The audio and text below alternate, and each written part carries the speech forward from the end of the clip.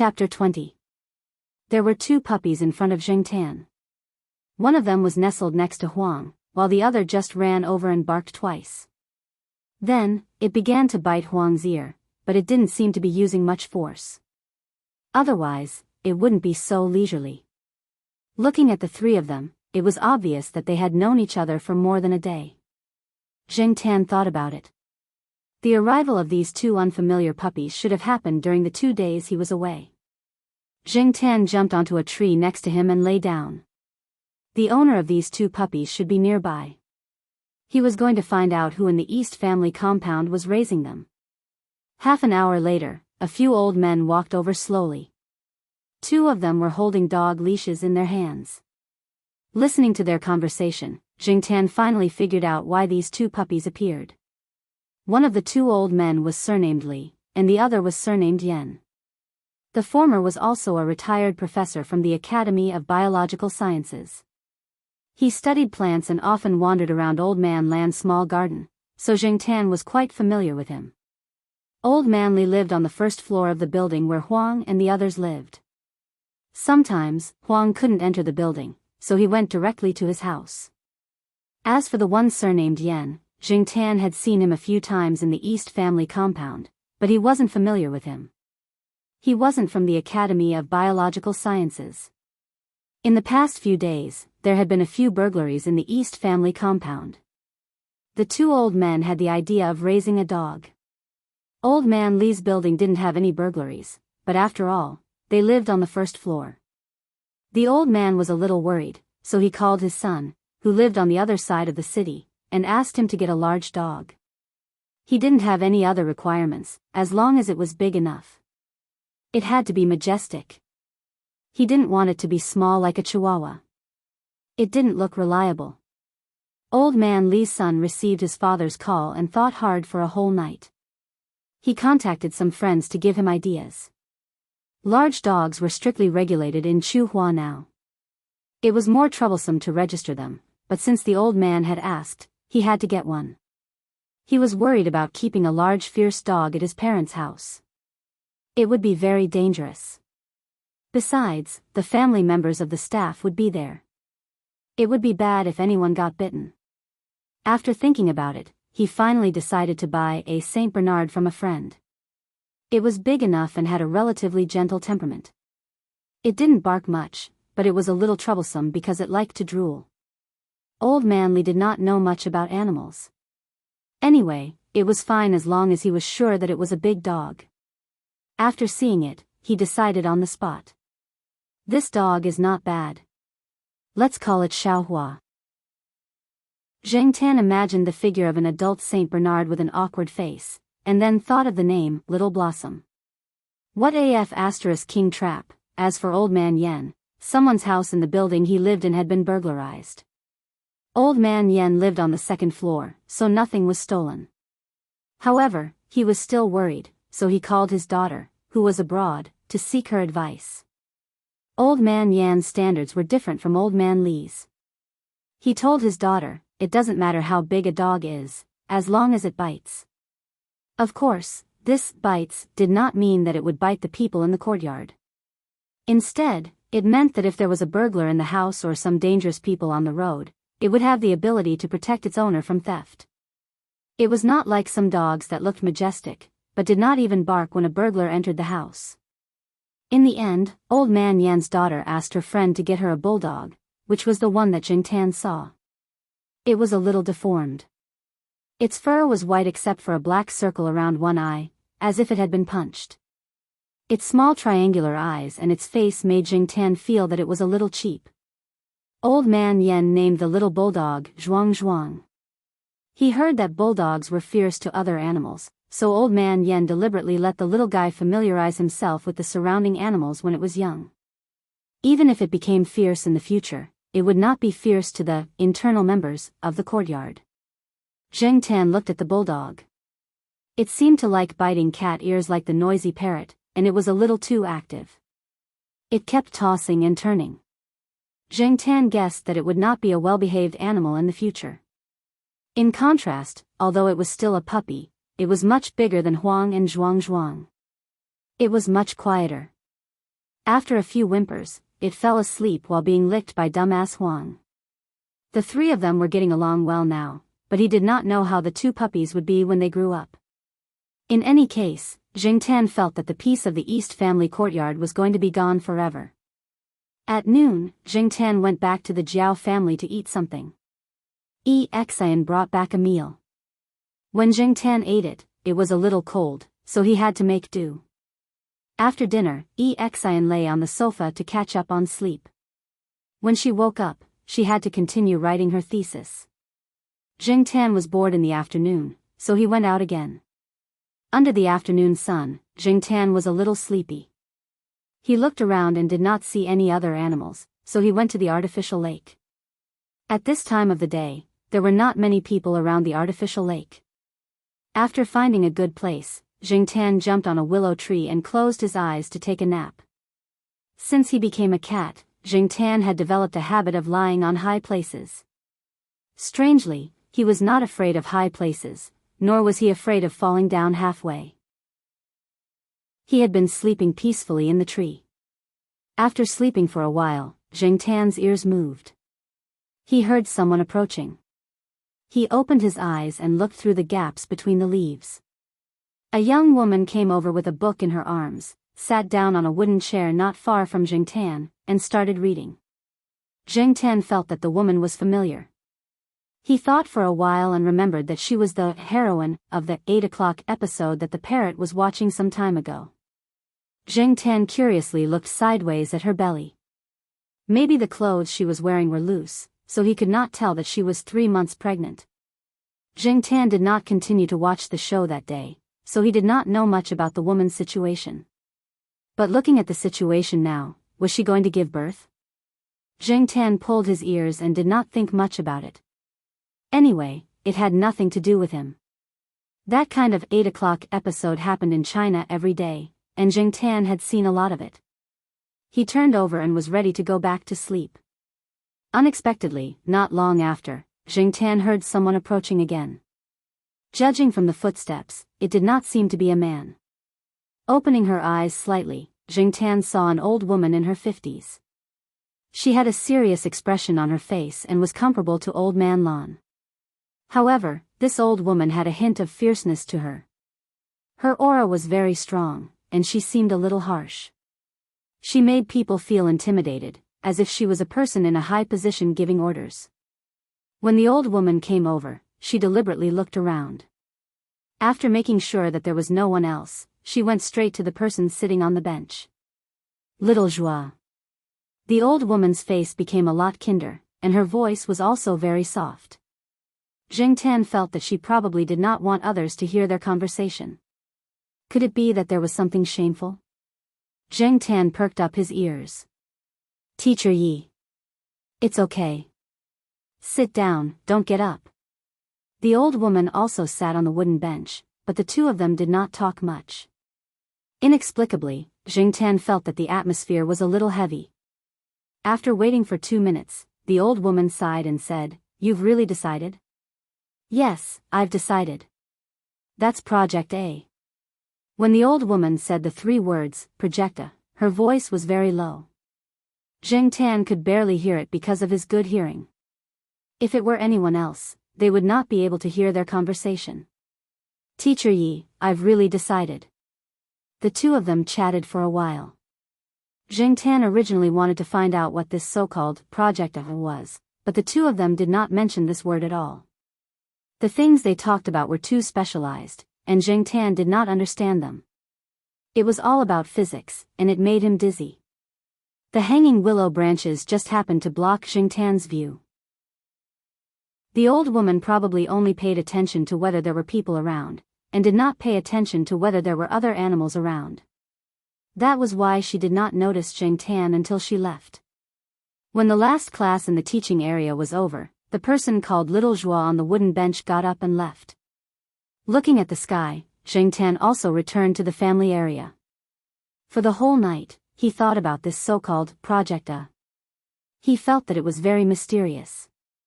The next day, Jingtan followed Celestine for a run, walked around, and went home to eat. Jingtan wandered to the artificial lake again. Sure enough, he saw the person called Little Joie sitting at the same place as yesterday.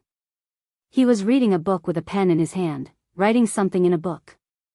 Jingtan thought for a moment, then walked over and jumped onto the wooden bench.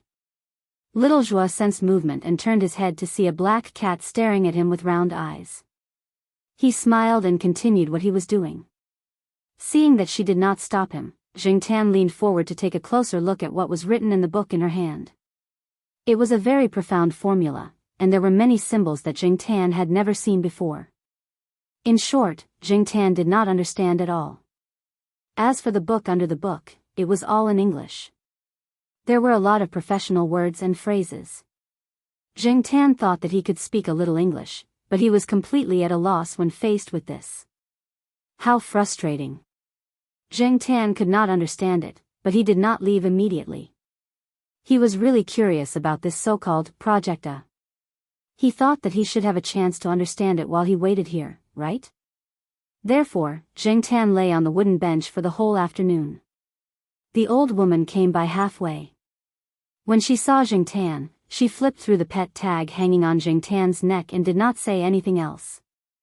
For the next few days, Jingtan ran in the morning and slept on the bench by the artificial lake in the afternoon. The old woman came by every day to check on him. She only stayed for a few minutes and left after saying a few words. Sometimes, she would not disturb Little Joie when he was calculating. She would just stand there for a while before leaving. This day, early in the morning, Jingtan did not walk outside after finishing his run. He went straight back to the Jiao family. He did not do anything for the rest of the day.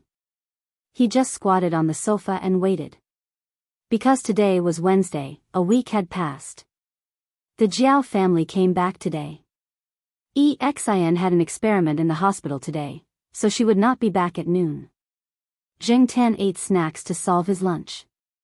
Looking at the clock on the wall, Jingtan felt that time was passing so slowly. It was not until 3 p.m. that Jingtan heard the Jiao Yuan downstairs. He rushed down from the sofa and ran to the balcony to look downstairs.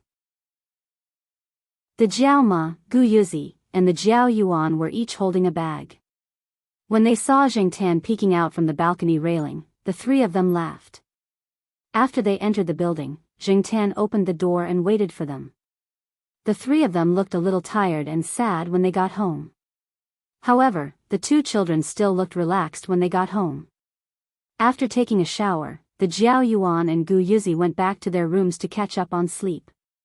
Children got tired easily. They did not sleep well at home for the past few days. They were not used to being outside. The Jiao Ma was rolling the dumpling wrappers.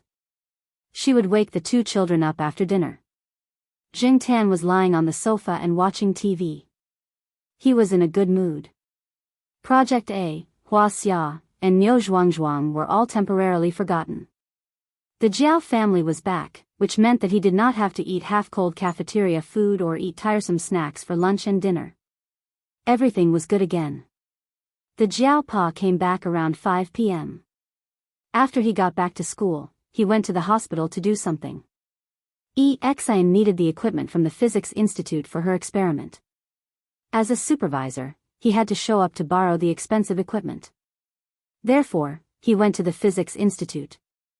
The Jiao Pa came back with a puzzled look on his face. When he saw Jingtan on the sofa, he asked, "Black charcoal, did you do something again?"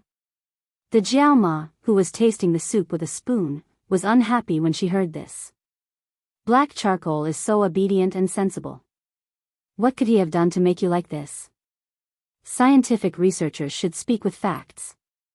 Don't be so suspicious. I just went to the Physics Institute to borrow the equipment and bumped into Lord Xing again. Lord Xing actually smiled at me. The Jiao Pa said with a puzzled look. Sneer? The Jiao Ma asked. She could not be blamed for thinking this way. Every time the Jiao Pa went to the Physics Institute to borrow the equipment and bumped into Lord Xing would frown at him as if he owed him 1,000,000 yuan. No, it was a normal smile. A normal smile on Lord Zhang's face was very abnormal. The Jiao Ma's heart skipped a beat. She walked out of the kitchen with a spoon and looked at Jingtan, who was lying on the sofa innocently. Black charcoal, what did you do again? Chapter 21. Jingtan was puzzled. He didn't even know who Lord Zeng was. He thought that the Jiao Pa would talk about his leaving home, but now he didn't mention leaving home. Instead, he said, Lord Zeng. What's going on? Well, forget it. It doesn't look like it knows. The Jiao Ma returned to the kitchen to continue cooking dinner. She didn't think that a cat could change the attitude of the famous Lord Zeng in Chu Hua. The Jiao Pa sat down on the sofa and described the general situation of Lord Zeng to Jingtan. As soon as the Jiao Pa said that the woman in her 50s had a serious face, Jingtan thought of the old woman who went to the artificial lake. It should be that woman.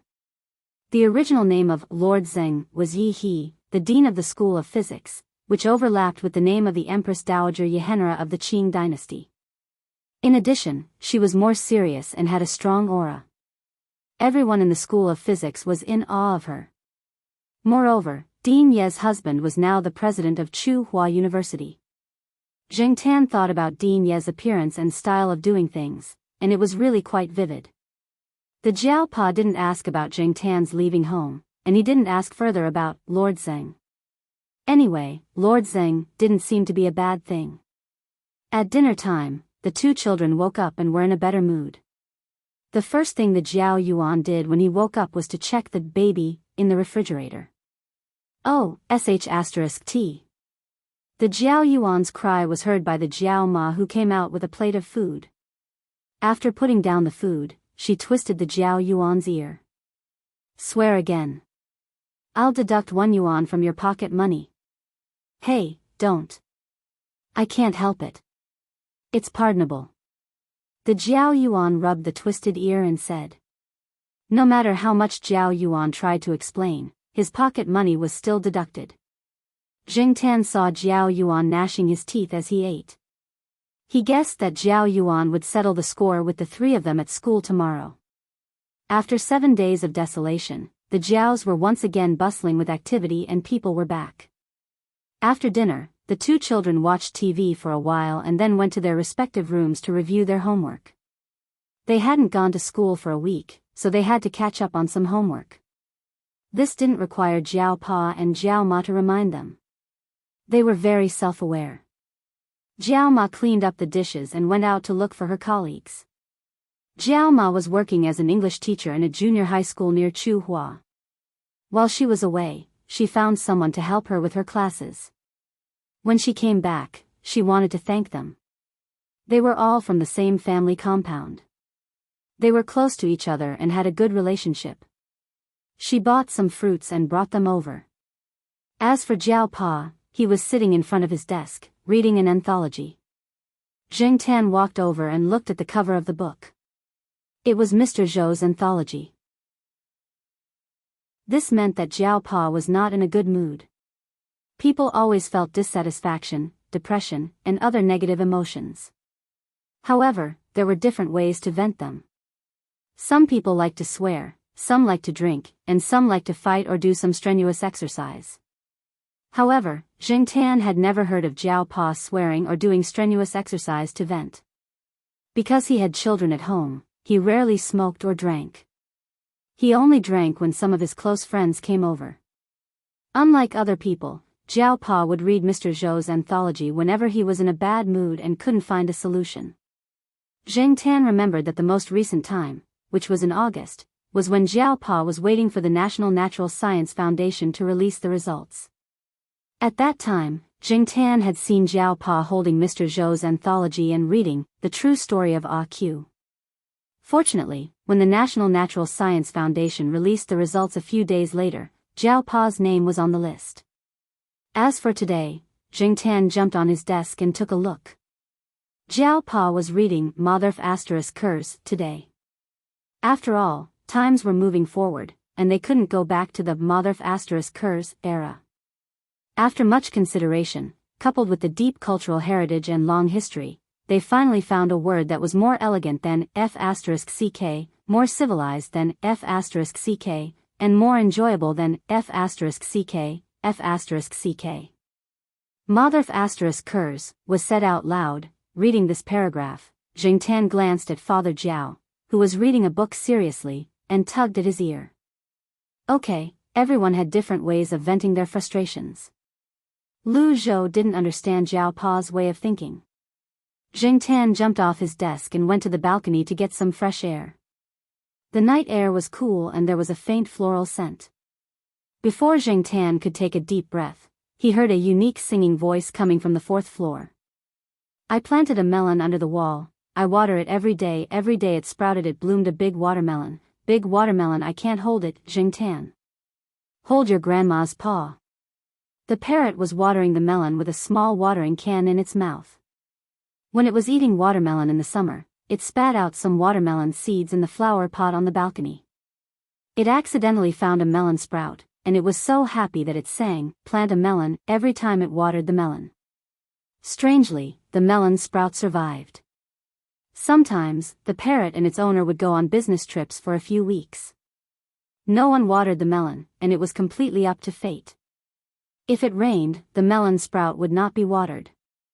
As for fertilizing, there was a lot of bird droppings, so there was no need to worry. Jingtan looked over there. The melon sprout had grown a lot, but he did not know how long the poor melon sprout would last. Before the parrot noticed him, Jingtan slipped back to the living room, rolled on the sofa, and closed his eyes to sleep. Tomorrow, he still had to get up early to run. Recently, he was not as tired as before after running around the school. According to Celestine, he had to increase the intensity of his training in a few days, and he also had to train to climb trees. There was still a long way to go, a good night's sleep. The next day, Jingtan looked at the bowl of Sanxian noodles in front of him and wanted to cry. Sure enough, it was good to have someone at home. He did not need to eat in the cafeteria. Jingtan finished his noodles and walked slowly to the lawn, where Celestine was warming up and waiting. You are 15 minutes later than yesterday. Jingtan did not pay attention to him. He rested for a while to digest the food. He wandered around the lawn, and then began his daily run around the school. Recently, the running had made Jingtan's feet a lot rougher. In the first few days, it hurt a lot, but it got better later. Today's run around the school was different from usual. He had switched to a more remote route, and he had to climb up the hill and take the stairs. The distance was longer and more tiring. After the run, Jingtan's limbs were almost rubbing against the ground, and he was exhausted. He walked slowly to the East Family District. Celestine followed beside him. At this time, if there was no one guarding him, a small chihuahua could kill Jingtan. When he was about to reach the East Family District, Jingtan looked at the small forest. Huang was rolling in the grass, and the sheriff was staring at the turtle dove on the branch. As for Depang, Jingtan looked around. The guy was still sleeping by the pile of rocks. If you didn't look carefully, you wouldn't be able to tell that there was a cat squatting there. It was curled up like a peanut and sleeping in the grass. Jingtan was about to walk over when Depang's ears, which were pressed down because of its sleeping posture, suddenly stood up. Its eyelids were no longer drooping, and it looked in the direction of the road. It did not look like it had just woken up. Ever since Depang had become more horizontal, its face had become chubbier, and its head looked bigger. When its fur was fluffy, it looked smaller. However, this guy's hearing was still very good. Just as Jingtan was puzzled, Depang ran over. At the same time, a familiar car with a military license plate slowly drove to the side of the road and stopped next to Jingtan. The closed car window was slowly lowered. Before the glass window was lowered halfway, Depang, who was running over, jumped into the car through the small gap in the window. If he did not see it with his own eyes, Jingtan would not have thought that this fat guy could jump so lightly. It was also calculated so accurately that it could jump in through the small gap in the window. But, Depang, can't you wait for the window to be completely lowered before jumping? It's very dangerous. This guy is a masochist, eager to be abused. When I go back later, I will probably see it squatting on instant noodles again. Zheng Tan was imagining De Pang squatting pitifully on instant noodles when Celestine, who was next to him, gave a standard military salute until the car drove away. Zheng Tan looked at Celestine in confusion, and then looked at the car that was driving away. He did not understand. He used to be an old leader. He was later promoted and is now a big shot. Sensing Zheng Tan's confusion, Celestine said.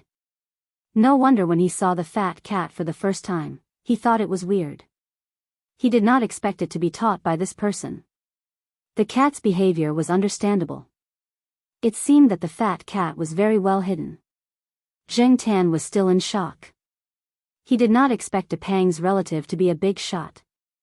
Celestine threw the mineral water bottle and his hand into the trash can. Although he had retired from the military, his salute was completely reflexive. Can you jump that accurately? Celestine asked. Zheng Tan knew that he was asking about De Pang's accurate jump. He pulled his ear. It seemed that if he jumped by himself, the probability was not high. If the car window was completely open, he would definitely be able to jump in easily. But according to the width of the window, it would be difficult. He might hit his head, or his hands and feet might get stuck. Logically speaking, Zheng Tan was not as fat as De Pang, so it should be easier. But Zheng Tan was not confident at all. So, you are still far from being as good as that fat guy, Celestine concluded. What he saw just now was only the tip of the iceberg. He believed that the fat cat's ability was definitely stronger. Although he had not seen it move much after coming to Tsinghua University, its keen perception, vigilance, and calculation ability, plus its jumping ability that was not inferior to other cats, all showed that this cat was different. The revolution has not succeeded yet. Comrade, you still need to work hard. After saying that, Celestine ran away. He did not continue to run around the school like he did a few days ago. Instead, he ran out of the school. He wanted to find a friend to catch up with and tell him about what he saw today. Zheng Tan now felt better. He climbed a tree in the grass and waited for noon to go home for lunch. At the same time, the Jiao Pa went home to copy a document. He happened to see the scene where Celestine saluted to the car just now. He heard from Exian that his cat followed a person to exercise in the morning. Grandma Zhai also told him about it. He was thinking about how to investigate Celestine. He did not expect to see this scene. It was good that they knew each other. After going home to copy the document, the Jiao Pa went to De Pang's house on the first floor and came out 10 minutes later. Chapter 22. When he did the same thing every day, he felt like time flew by. Zheng Tan ran every morning, climbed stairs, climbed trees, and practiced jumping. The calendar on the Jiao family wall was flipped to November. When Zheng Tan saw the calendar on the wall, he realized that it had been a long time. It had been 5 months since he came here. Zheng Tan bent his palms, and sharp claws appeared between his fingers. These claws looked similar to those of other cats, but Zheng Tan knew that his claws were gradually changing. At least, they were different from 2 months ago. He didn't deliberately sharpen his claws, nor did he cut them. When his claws grew a little, they would be ground off during training. Then they would grow and be sharpened again. Cat claws were indeed magical things. They were sharp, tough, and flexible. Some people said that a cat's claws were like a multi-purpose Swiss Army knife. Zheng Tan, who had been training, wanted to make his military saber sharper and tougher. Zheng Tan knew that he was different from other cats. He heard from the Jiao Pa that cats weren't sensitive to sweet things, but Zheng Tan could clearly feel that he could eat things that other cats couldn't, and he felt good after eating them. For example, people had been debating whether cats were colorblind. Zheng Tan didn't know what other cats were like, but at least he could distinguish different colors. Then there were his claws. Even if other cats went through continuous training, their strength wouldn't increase rapidly like Zheng Tan's, and their claws wouldn't have any qualitative changes. However, other than that, Zheng Tan didn't have any other changes. Even if his strength was close to that of an adult, he didn't have the tendency to become a human. Even if he was trained to climb trees and jump in the forest like a monkey, he wouldn't become a monkey. Would he have to live like this forever? As Jingtan ran, he pondered over his little schemes. Now that his running speed had increased, he could think while running, and he didn't feel tired or out of breath. At most, he would feel a little tired, and he would be fine after a short rest. After running 2 laps, they came to a forest on the edge of the school. The area of the forest here was larger than that of the East family compound. Because it was a little farther from the teaching area, there were fewer people. Not far from the woods, the school demolished a red-bricked building that had a long history and was preparing to build a new dormitory area. With the expansion policy, there were more and more students, and the existing dormitory building was no longer enough. Therefore, in this area, other than some construction workers and construction vehicles, no one else would pass through the side school gate. The road was full of dust, stones, and soil. Students and staff who lived outside the school and drove private cars would not be willing to pass through here. Therefore, Jingtan would come here to practice climbing after he finished his run. The forest was quiet, and even if he did something strange, he wouldn't be discovered. Celestine had been helping his senior recently. That case was still ongoing, so Jingtan spent most of his time running and climbing trees by himself. As for the cats in the main courtyard, after the first day, Jingtan gave up the idea of asking them to train together. After resting for a while after running, Jingtan began his daily tree climbing training. Another advantage of training here was that the trees in this forest were generally thicker, which was good for climbing. Jingtan nimbly jumped onto a big locust tree, scratched the trunk, and moved his claws. Then, he chose a thick branch that could bear his weight. His body tilted, and he slid from the branch to the back. His front and back paws clung to the trunk so that he wouldn't fall. Taking a deep breath, he loosened his hind legs and used his front paws to hold the trunk. His claws were firmly nailed to the trunk, and then he moved little by little to the top of the tree. When he was about to reach the top, he swung his body and flipped back to the front of the branch. Looking around, Jingtan chose a branch that was at an acceptable distance and thickness. He prepared to jumped onto the branch, and then began to repeat. When he first heard Celestine talk about this training method, Jingtan was confused. He was now a cat, not a monkey. Why did he have to train like this? Celestine saw the confusion in Jingtan's eyes at that time, but he didn't explain directly. Instead, he asked, "Do you think you can't do it? Or do you think no cat can do it? I can tell you for sure that I've seen a cat. When it ran in the forest, it could be more agile than a monkey. It ran in the trees, from branch to branch, from tree to tree. Ever since it learned how to climb trees, it spent most of its time in the trees. Sometimes, a tree is a life-saving straw for a cat." Just like that, Jingtan began his tree climbing training like a monkey. Maybe when the time came, he would be able to grab a branch with one paw and shuttle through the forest like a monkey. After climbing 5 branches in a row, Jingtan jumped onto an old goosefoot tree. The reason why he had noticed this tree was mainly because its leaves were a little special. At that time, when Jingtan was resting on the branch, a leaf fell in front of him. It looked like a mandarin jacket. Celestine said that this tree was called goosefoot, also known as mandarin jacket wood. It was a national second-class rare and endangered species.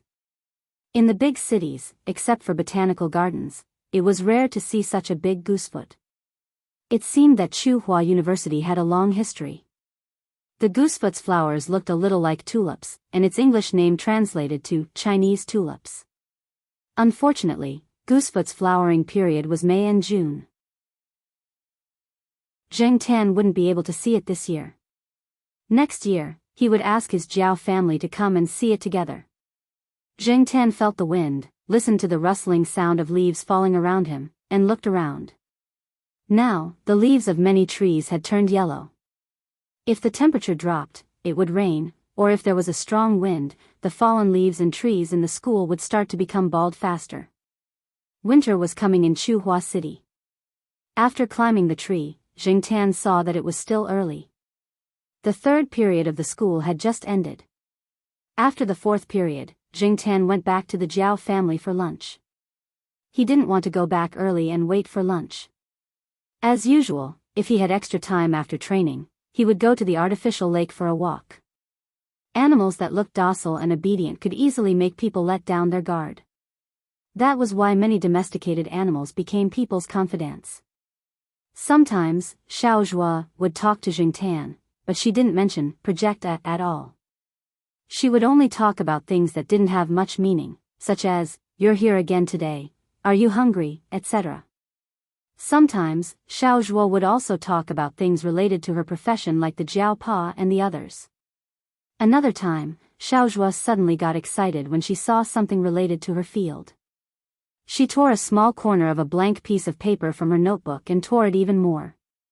He closed the notebook and placed the shredded paper on top of it.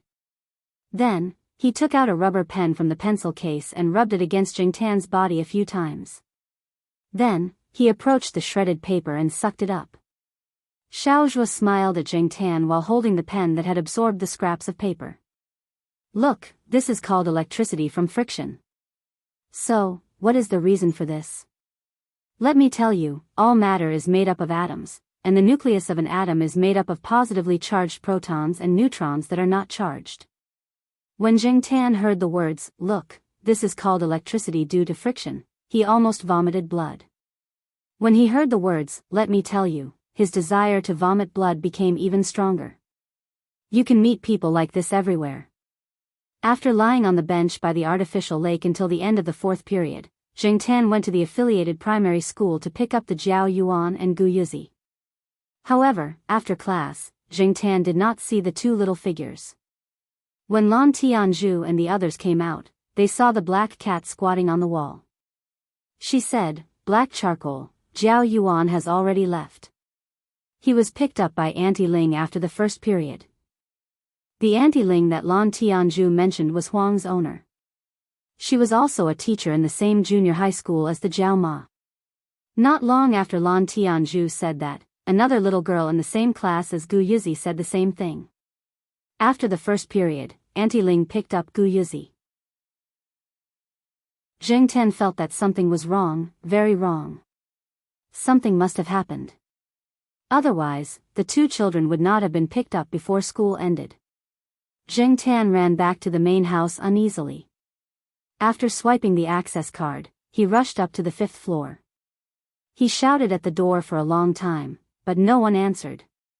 Then, he ran out of the building and took the key from the tree where he hid the key to open the door. The house was very quiet. It was almost the same as when Jingtan went out in the morning. Usually, the smell of food would have wafted up at this time, but today, there was no smell at all. Jingtan walked around the room one by one. He did not even find the two children's school bags. This meant that Jiao Yuan and Gu Yuzi did not come back after they were picked up. There was no open book on the desk. There were no small notes in the corridor. There were also no reminders or memos in the house. For a moment, Jingtan was at a loss. He walked in circles in annoyance. Although this family was not related to him by blood, if it were not for the unbelievable cat transformation incident, Jingtan would not have come into contact with this family at all. However, it was the Jiao Ma who picked him up from the garbage dump in the market. The 4 people in the Jiao family treated him very well. After 5 months, Jingtan had developed a sense of belonging to this place that he did not want to admit. When he was still a human, he had a few houses, but none of them made him feel this way. He could not tell what the so-called sense of belonging was. It was as if his hair was standing on end outside, but as soon as he stepped through the door, it was suddenly soothed. When he was walking in circles and feeling a little dizzy, Jingtan suddenly thought of something. He ran back to the bedroom, jumped on the table where the phone was placed, pressed the hands-free button, and called the Jiao Pa's cell phone. It rang a few times before it was picked up. "Hello?" The Jiao Pa's voice was a little hoarse. Jingtan could feel that he was suppressing his emotions. This made Jingtan even more upset, so he roared at the top of his lungs. "Awoo!" The Jiao Pa on the other end of the phone was speechless. Only his cat would roar like that. However, he did not expect to receive a call from home at this time. When he saw the caller ID, he did not expect that the caller would be his cat. He knew that his cat was different from other cats, but he did not expect to receive a call from his cat at this time. Seeing that there was no response from the other side, Jing Tan yelled again. This time, the Jiao Pa spoke. I am at the hospital. I have brought the Jiao Yuan and the others here. Something happened to Ronghan. You stay at home. There are snacks in the fridge. Awoo. Awoo. Jing Tan continued to roar at the top of his lungs. Ronghan was Jiao Ma's name. Jiao Ma's name was Gu Ronghan. When he heard that something happened to the Jiao Ma, Jing Tan could not calm down. He wanted to ask where the hospital was, but he could not speak. All he could do was roar. Because he was too upset, he saw a pile of books next to him. He raised his paw and flipped them over. Hearing the sound of books falling from the phone, the Jiao Pa was silent for a while. Then I will ask Exin to bring you food later. Awoo, Jing Tan looked at the table. There was a glass cup next to the keyboard. It was a gift from the supplier when he ordered milk for the Jiao Yuan and the others. He swung his tail and smashed it. The Jiao Pa listened to the sound of the glass cup falling to the ground. This time, he was silent for a long time. Then he said, I will ask Exin to bring you here later. Wait at home. Don't break it again. Chapter 23. Jing Tan squatted in front of the door and scratched the door impatiently. Of course, it wasn't scratching the door of the Jiao family, but the door of Chu Xiangyang's house across the street. It scratched the wooden door through the metal grating. Chu Xiangyang was playing games with his headphones on, so he didn't hear it. By the time he realized what was going on, the door of his house was already scratched. Jing Tan waited for nearly an hour before Exin came back, sweating profusely. Exin was busy with an experiment when he received a call from Mr. Jiao. Mr. Jiao told him to pick up the cat after he finished his work.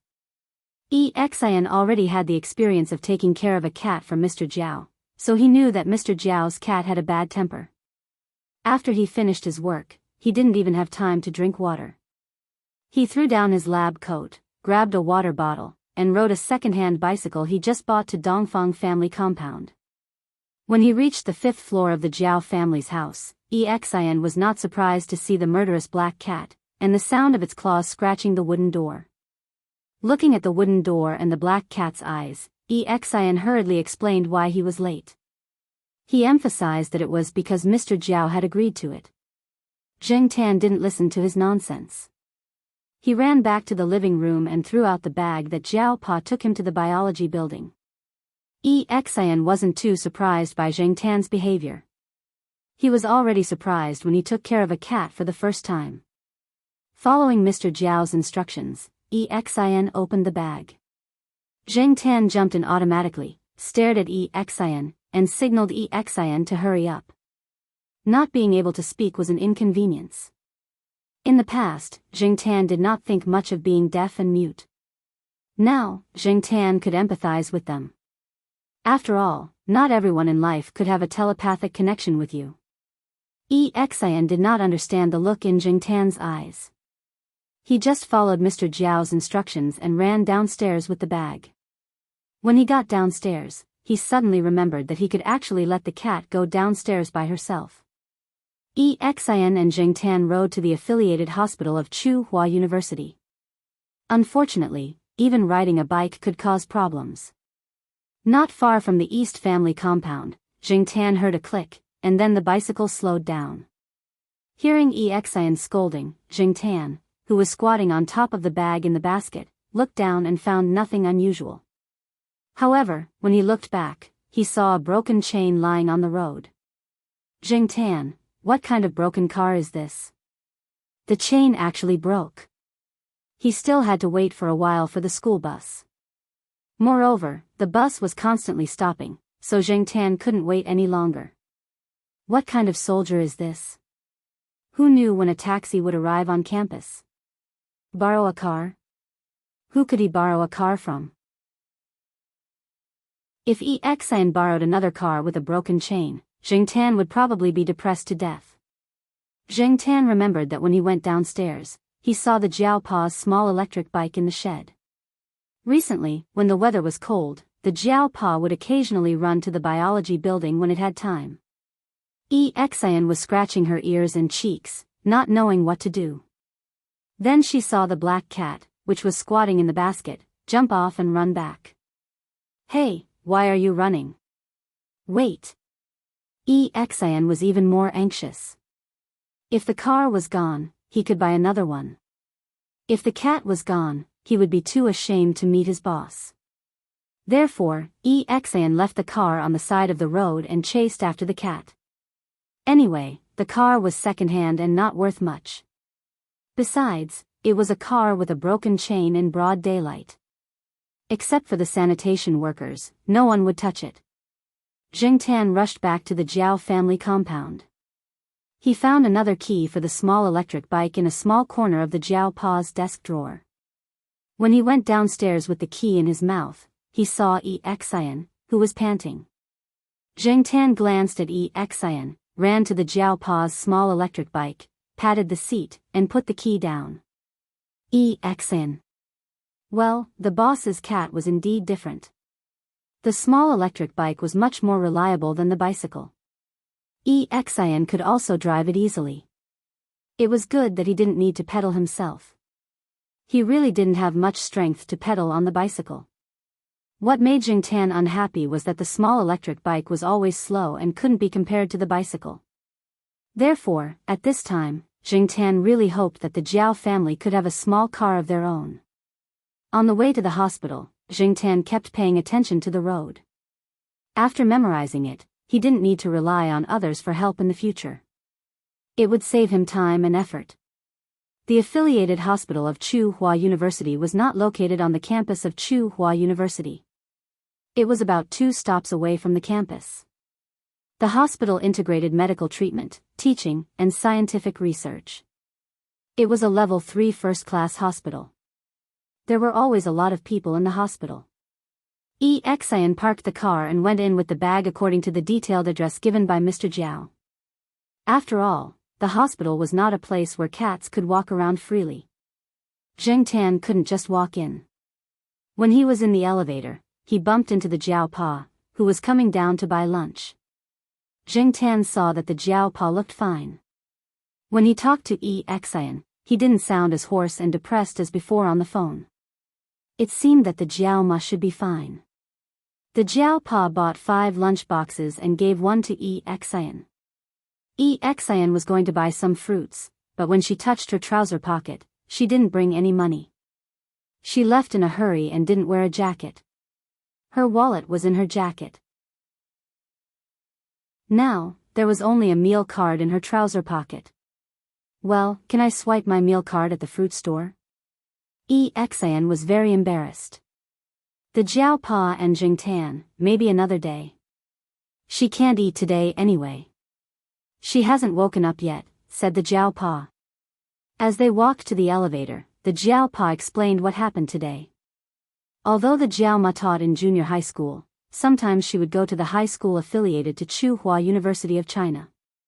She planned to be transferred to the high school affiliated to Tsinghua University of China.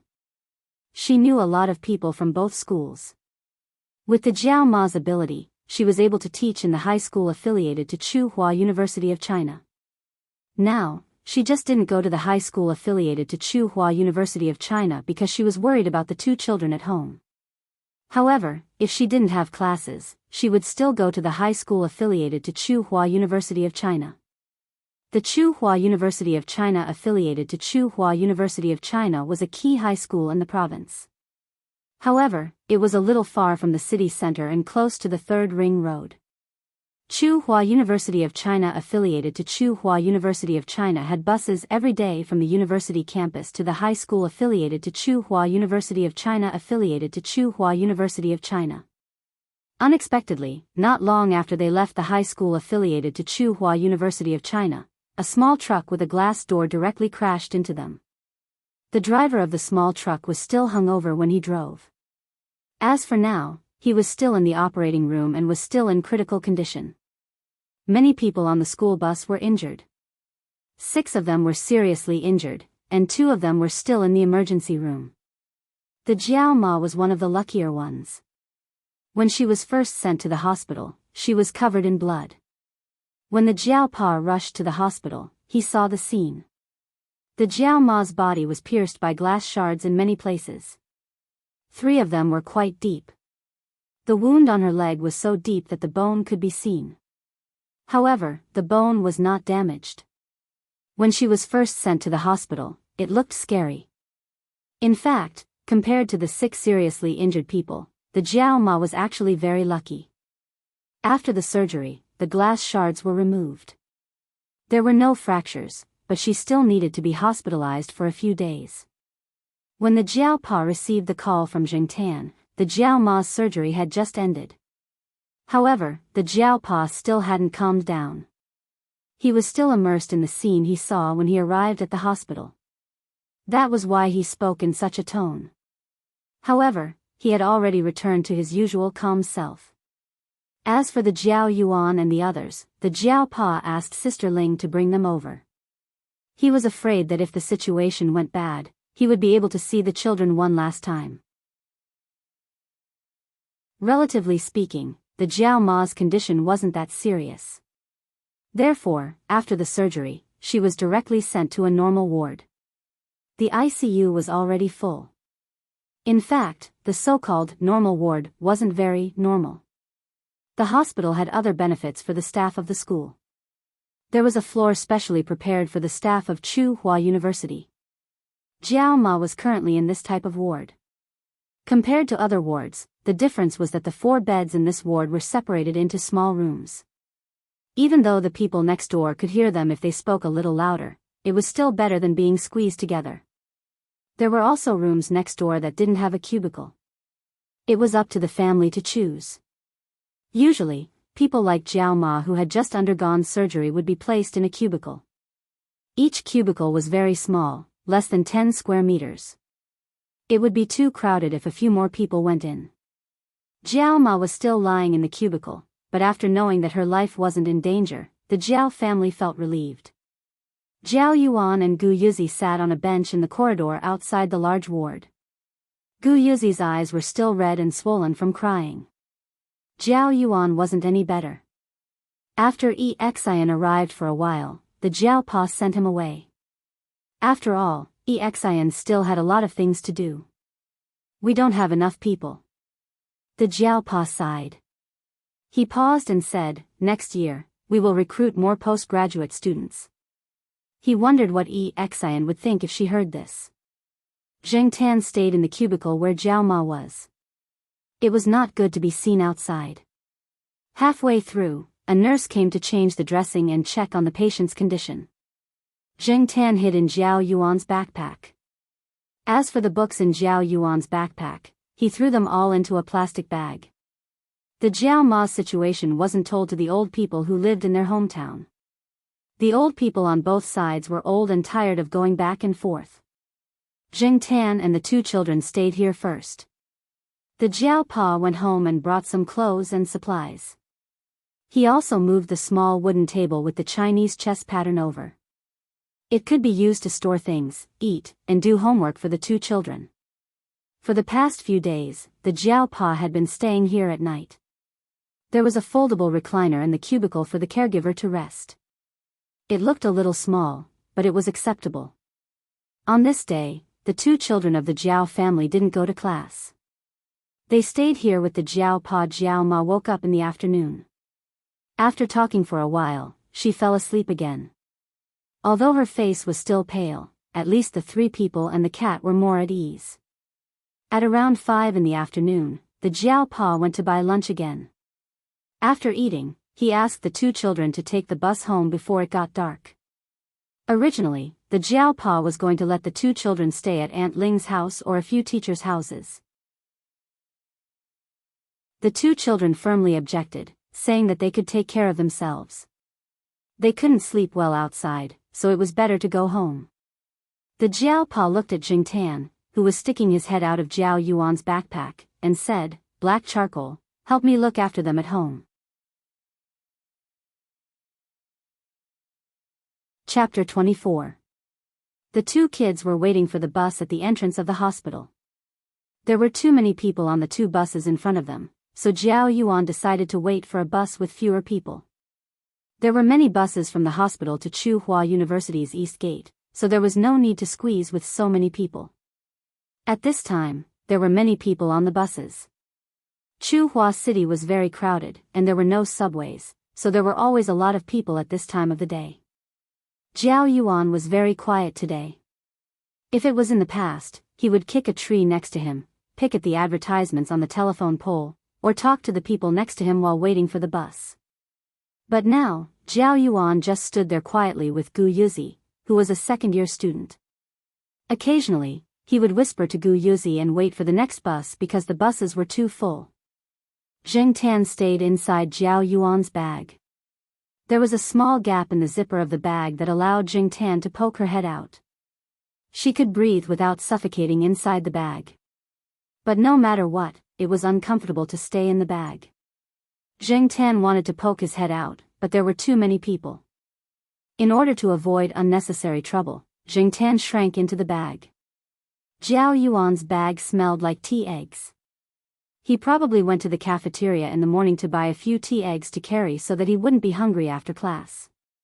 After waiting for about 15 minutes, a bus with fewer people finally arrived. Jiao Yuan held Gu Yuzi's hand and got on the bus. Coincidentally, someone got off the bus and gave up his seat. Jiao Yuan thanked him and sat down with Gu Yuzi. He put Zheng Tan's bag on his lap. It was only 2 stops to the back gate of Tsinghua University, but it was 2 more stops to the gate of the East Gate. It was best to be able to sit. Zheng Tan felt a little stuffy in the bag, so he put his nose in the zipper and breathed in the air. The bus stopped and went. Sometimes it was because it was at a stop, and sometimes it was because it was at a traffic light. Zheng Tan felt a little sleepy. However, not long after, Zheng Tan felt a sharp pain in his beard. Looking through the gap in the zipper, he saw a mother and a child sitting in front. The child was being carried and was facing the person sitting behind. The child probably saw Zheng Tan's black nose and a few strands of beard peeking out from the zipper, so he reached out and pulled at his beard. After feeling the pain, Zheng Tan shrank inwards and pulled his beard back into his school bag. Cat, fur. The kid wasn't fluent in speaking yet. Seeing the strands of cat's whiskers that he had just grabbed retract into his school bag, he pointed at Jiao Yuan's school bag and shouted. Jiao Yuan and Gu Yuzi, who were in a daze, came back to their senses. They did not know what had just happened. They only saw the child pointing at the bag. They thought that they had been discovered and were a little nervous. Although there were no signs on the bus that said pets were not allowed, most people were against bringing pets on the bus. Fortunately, no one else had noticed Zheng Tan's beard. The lighting in the bus was not good, and people who had just gotten off work were resting, so no one had noticed. The child's mother also thought that her child had seen a black cat hanging on someone else's school bag, so she smiled and comforted him. After arriving at the Dongyuan bus stop, the 2 children quickly got off the bus, afraid that they would be discovered. After all, they were children and were not as thick-skinned as adults. After entering the East Gate, Zheng Tan jumped out of his school bag and breathed in the fresh air. His whole body felt much more relaxed. At this time, the sky was already dark, and the street lights were on. He could vaguely hear the ending song of the program on the school radio. Gusts of wind blew, and the rustling of leaves could be heard. There were also sounds of leaves falling. Zheng Tan shivered. He ran a few steps and climbed up a tree. After sliding down, he felt that his body was warmer. Seeing Zheng Tan like this, Jiao Yuan and Gu Yuzi, who had been in a heavy mood, also felt a little relieved. There were people walking around, and people driving home after work. It was not very quiet. They could also hear the barking of dogs in the Dongyuan bus stop. After arriving at the front of the building, Jiao Yuan swiped the access card, and Zheng Tan ran in first. The building of the Dongyuan bus stop was older and did not have voice-activated lights. The people who lived here were used to it. The lights on the lower 3 floors were all on, but the 4th and 5th floors were dark. The parrot's home on the fourth floor was empty, probably on a business trip again. On the fifth floor, Chu Xiangyang rarely came downstairs, so no one turned on the lights. Jingtan went up to turn on the lights so that the two children would not bump into the staircase. For other people, it was dark in the corridor without lights, but for Jingtan, it was nothing. Or rather, for a cat, this kind of darkness was nothing. It jumped up and turned on the light switch for the fourth floor, and then went up to turn on the light switch for the fifth floor. After turning on the lights, Jingtan ran downstairs. The two children had just reached the second floor. When they reached the fourth floor, the two children finally knew why their cat had run up in advance. Before they entered the building, they did not see the lights on in the corridor between the fourth and fifth floors. Black charcoal is so smart. Jiao Yuan laughed.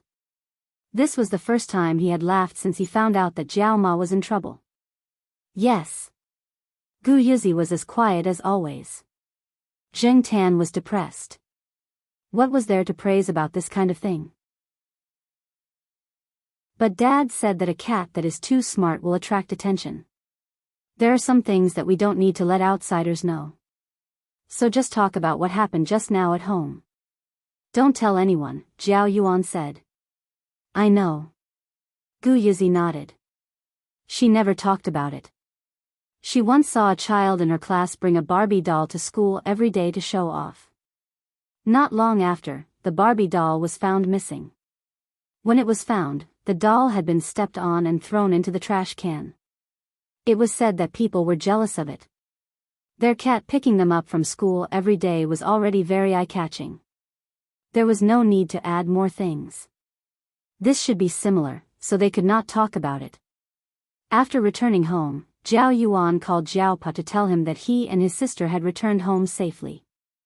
Before he finished the call, Huang's owner, who was called Aunt Ling by Jiao Yuan, came over with a bag of cake and milk. She was afraid that the two children would be hungry. They could be used for breakfast the next morning. Because there were relatives' children at home, Auntie Ling couldn't stay here. Jiao Yuan and the other two children also insisted on staying at home. Auntie Ling boiled the bathwater and waited for the two children to bathe and go to bed before leaving. Zheng Tan lay next to Gu Yizi.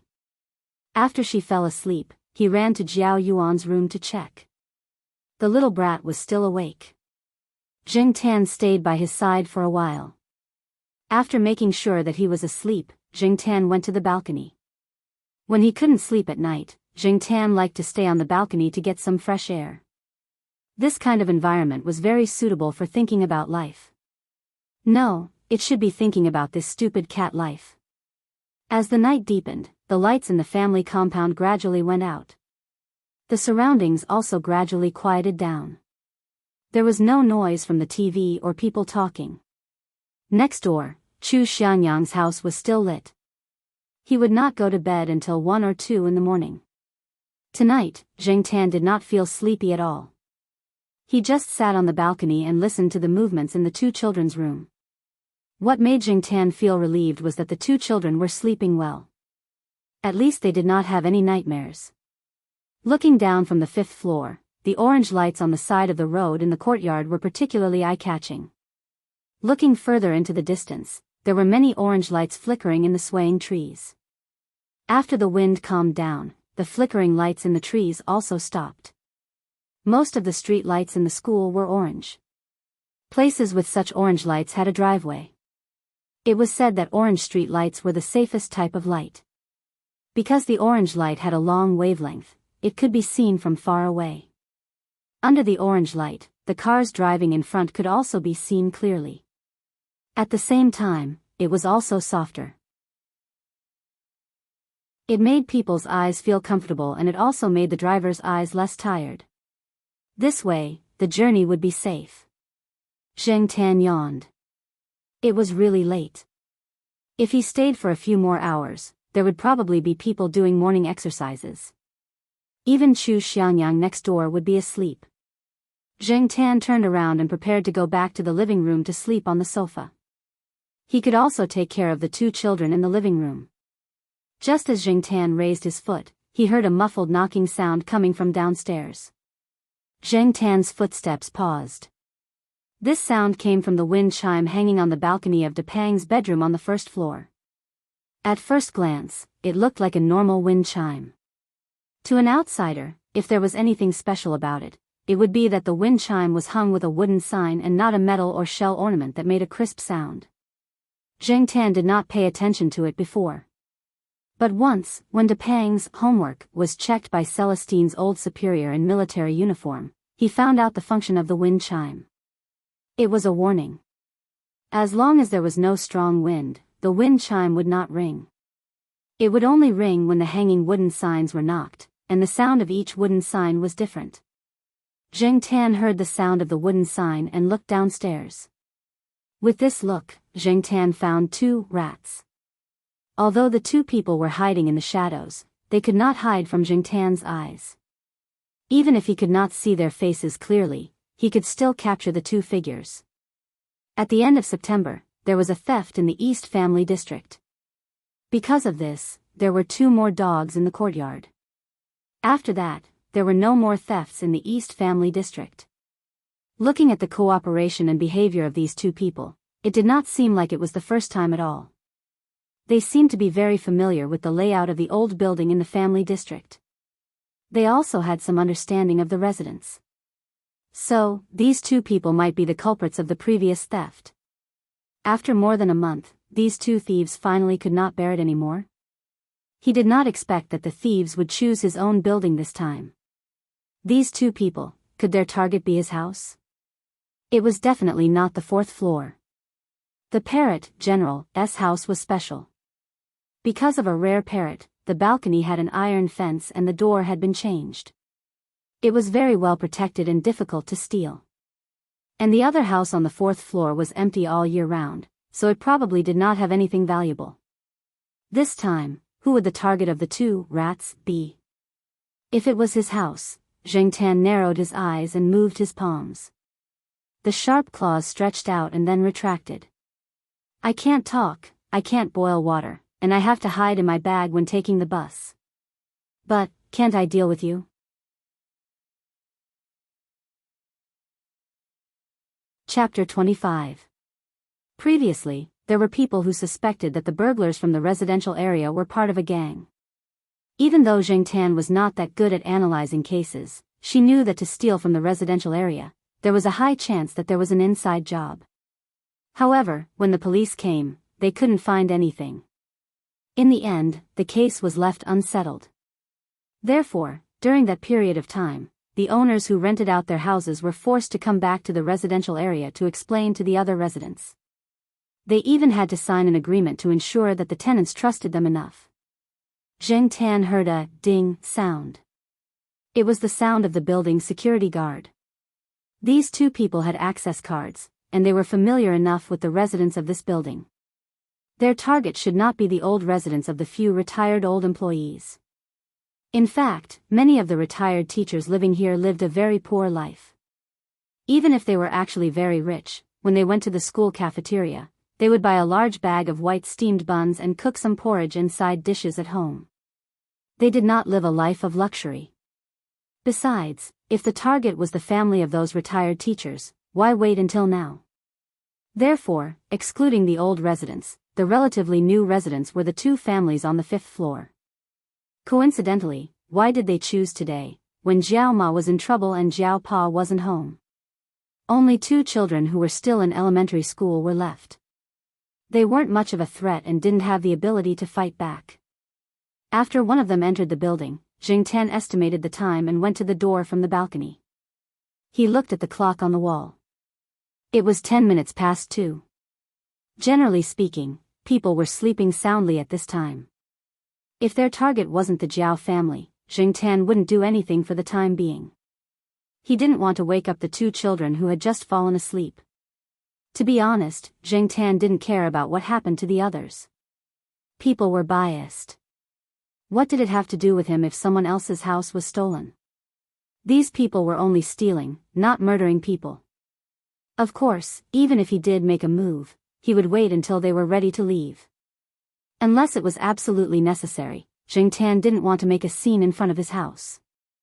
However, things didn't go as planned. The man paused when he reached the 5th floor. He seemed to be making sure that all the residents on the 5th floor were asleep.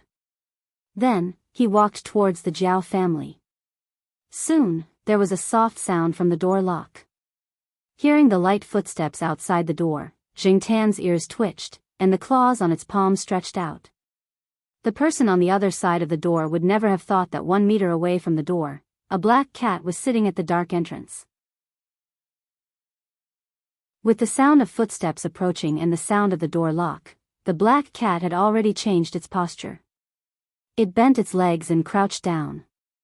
The tip of its tail, which had been wagging from time to time, stopped moving. It was ready to strike. The door gradually opened after a light, click sound. An unfamiliar aura, the person at the door carefully pushed open the door, but just as he pushed it open a little, before he could even step in, he suddenly felt a sharp pain on his face. From the tip of his left eyebrow to the right corner of his mouth, a few bloody marks immediately appeared on his face, each of which immediately oozed blood.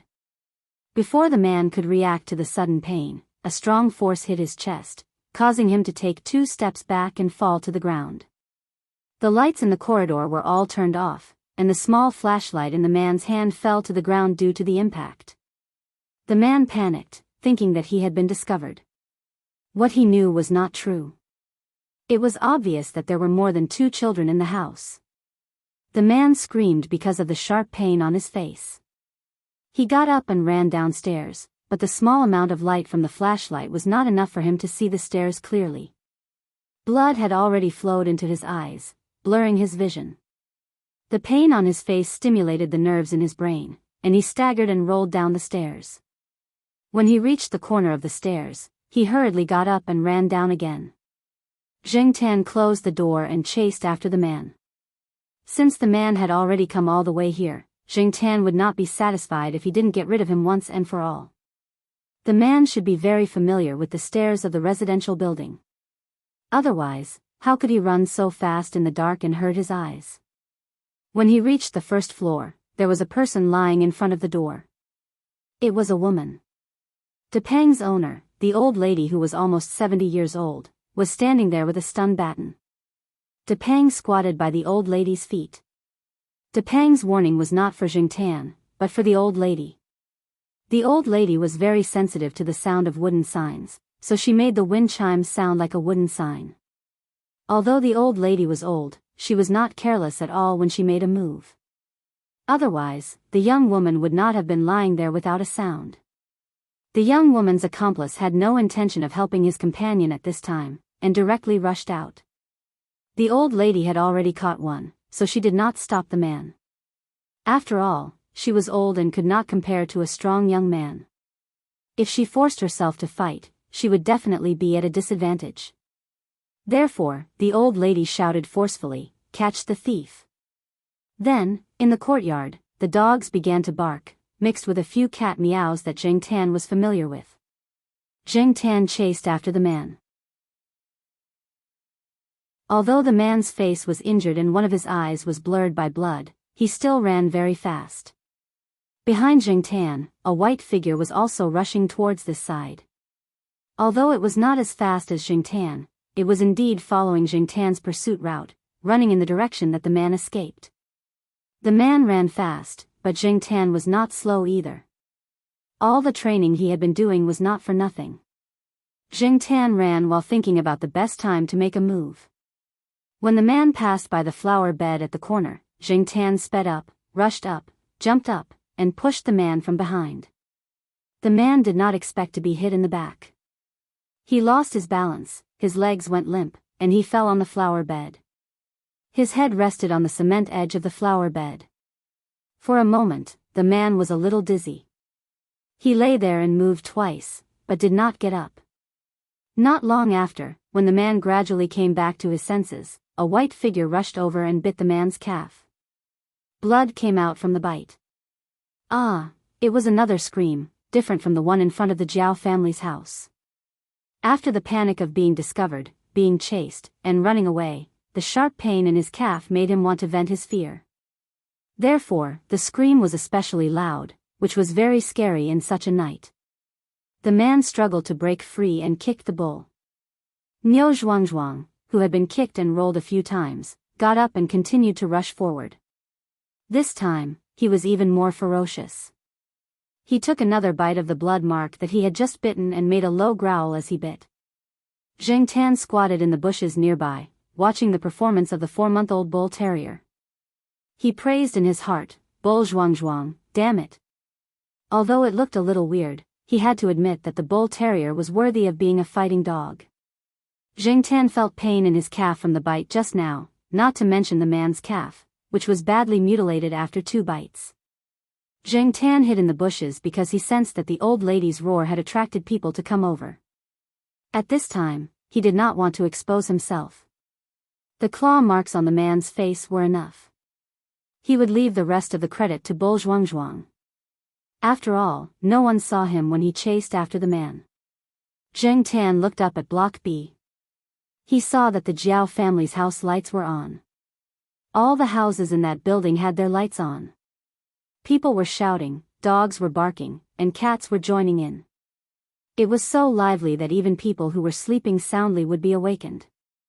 Zheng Tan did not care about the people here and hurried over to the Jiao family. The 2 children were probably frightened. When Zheng Tan returned to the house, the door was still closed like when Zheng Tan left, but the lights in the living room were on. Zheng Tan could still hear the Jiao Yuan whispering to Gu Yuzi in the living room. Zheng Tan barked twice and scratched the door gently. The door immediately opened. The Jiao Yuan was holding a rolling pin, and Gu Yuzi was standing behind him. Zheng Tan, who taught these children to use rolling pins when they were in trouble? Xiong Xiong was like this last time, and this time, the Jiao Yuan had the same reaction. After seeing Zheng Tan at the door, the 2 children relaxed a little. At this time, Chu Xiangyang, who was opposite the door, walked out in his SpongeBob SquarePants pajamas. He looked confused. Because of this matter, many people in the family compound couldn't sleep until dawn. Those 2 people were arrested, and the people who had their things stolen last time were clamoring to interrogate them on the spot and investigate to the end. They were not easy to fool. Obviously, based on what they learned from interrogating the 2 men, the situation was not as simple as it seemed. No ordinary student could know so much about the people in the courtyard. The Jiao Yuan and Gu Yuzi followed Chu Xiangyang downstairs to understand the situation. After all, there were still bloodstains on the 5th floor corridor. They would not feel at ease if they did not figure it out. Hearing that the 2 men's target was the Jiao family, Aunt Ling, who had come out to chase her cat, slapped her twice. As for the young woman who was caught, the men in the courtyard didn't dare to make a move. Moreover, the young woman's face was covered in tears and she looked very pitiful. She was also quite pretty, looked obedient, and spoke softly. Normally, no one would think that she was a thief. After being slapped twice, the woman cried even harder, but she still looked pitiful. Unfortunately, Auntie Ling didn't fall for it. She went up and slapped her twice more. If it wasn't for the people beside her pulling her away, Auntie Ling would have kicked her twice. Zheng Tan followed the Jiao Yuan downstairs. He did not join the crowd. At this time, the 2 children were being watched by Aunt Ling and Chu Xiangyang, so nothing would happen. Zheng Tan looked at Niu Zhuangzhuang. The little guy was squatting beside Old Man Yen. Old Man Yen was smiling like a chrysanthemum flower. He praised it while wiping the blood from its mouth. "Zhuangzhuang, you're really good. Tomorrow, no, today, I'll buy you a big bone to reward you." Niu Zhuangzhuang barked twice. No one knew if it understood, but its tail was wagging happily. Ever since Niu Zhuangzhuang was brought to the courtyard, it had been sleeping in the corridor of Old Man Yan's building. That building had been robbed before, so everyone was thinking of letting Niu Zhuangzhuang guard the building. After the old lady shouted, someone immediately came out to check on the situation. It was at that time that Niu Zhuangzhuang rushed out. At night, Aunt Ling and the others did not inform the Jiao Pa. He had to stay in the hospital. It was not until dawn that the Jiao Pa found out about the courtyard. He specially allowed the Jiao Yuan and Gu Yuzi to not go to school. He called the teacher to ask for leave. The two children were brought to the hospital by Chu Xiangyang, who rarely went out. Chu Xiangyang had a car, so Jingtan did not need to stay in his bag to take the bus. However, when he came out of the hospital parking lot, he was still put in his bag.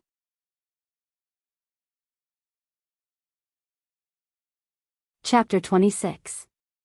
Jiao Ma's complexion looked better today. She had more color and looked more energetic. However, after knowing what had happened in the eastern courtyard last night, if Jiao Pa hadn't stopped her, Jiao Ma would have dragged her injuries back. Even if Auntie Ling didn't tell them, the incident in the eastern courtyard had caused a huge commotion last night. The hospital was surrounded by staff and family members of the school. Everyone would know after chatting. Jiao Yuan and Gu Yizi didn't say much after answering Jiao Ma's questions. Chu Xiangyang was the most talkative. He recounted what had happened last night vividly. Ever since the previous theft, the people on the first and second floors have taken precautions. Some of the residents even added locks to their doors. As for the people on the fourth and fifth floors, they originally thought that they would be safer. But now, it seems that those people have figured out the psychology of the people. The more you think it's safer to live on the higher floors, the more they will target the residents on the higher floors. I heard that they saw the honor list of the Academy of Biological Sciences and knew that Brother Jiao had applied for more than 1 million yuan in the National Natural Science Foundation this year. They also happen to know that something happened to your family. You only have 2 children at home, so they targeted your family. We can't use all the funds we applied for ourselves. They are all used for research projects. Jiao Ma said in an unpleasant tone. But those people don't think so. There are plenty of people who get rich from the funds they applied for. Chu Xiangyang shrugged. He suddenly thought of something and said excitedly, I heard that they investigated overnight. With the help of a few seniors in the courtyard, they really found some results. The theft cases from more than a month ago didn't find anything. In fact, someone stopped them. But this time, they couldn't stop them. The mastermind is someone who lives in Building A. His family has some connections. His uncle is the vice principal, the one in charge of enrollment and employment. Chu Xiangyang loved to gossip about those big shots. He wasn't afraid of them making things difficult for him. He might be able to beat them in terms of family background. Besides, he had already graduated. What was there to be afraid of? Usually, everyone would give him some face, but this time, no one can tolerate it. There are a few people in the courtyard who have applied for millions in funding, and they are all on the quarterly honor roll of each courtyard. No one would be happy to be targeted because of this. Last night, an old man had called the vice principal directly. I'm guessing that they'll come to the hospital to apologize to you after they've settled the matter in the courtyard. Jingtan squatted on the bedding beside Jiao Ma's bed and listened to their conversation quietly. The bedding was brought by Jiao Pa from home. It was much more comfortable and pleasing to the eye than the ones in the hospital.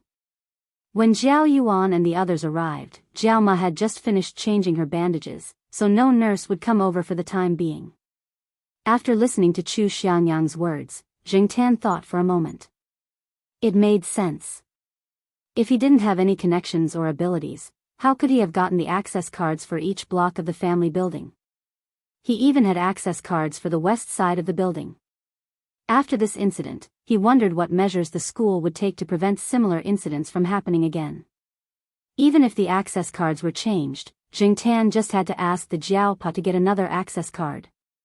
Jingtan wasn't worried about this at all. Hey, Brother Jiao, I heard that the thief was scratched by your cat before he even entered the house. That thief thought that there was someone in the house, so he scrambled and ran away, not even caring about his partner. But I guess he ran too fast, and when he turned a corner, he fell and hit the cement side of the flower bed. His head was covered in blood, and he was bitten by Master Yan's bullhead terrier. A piece of flesh was torn off from his leg.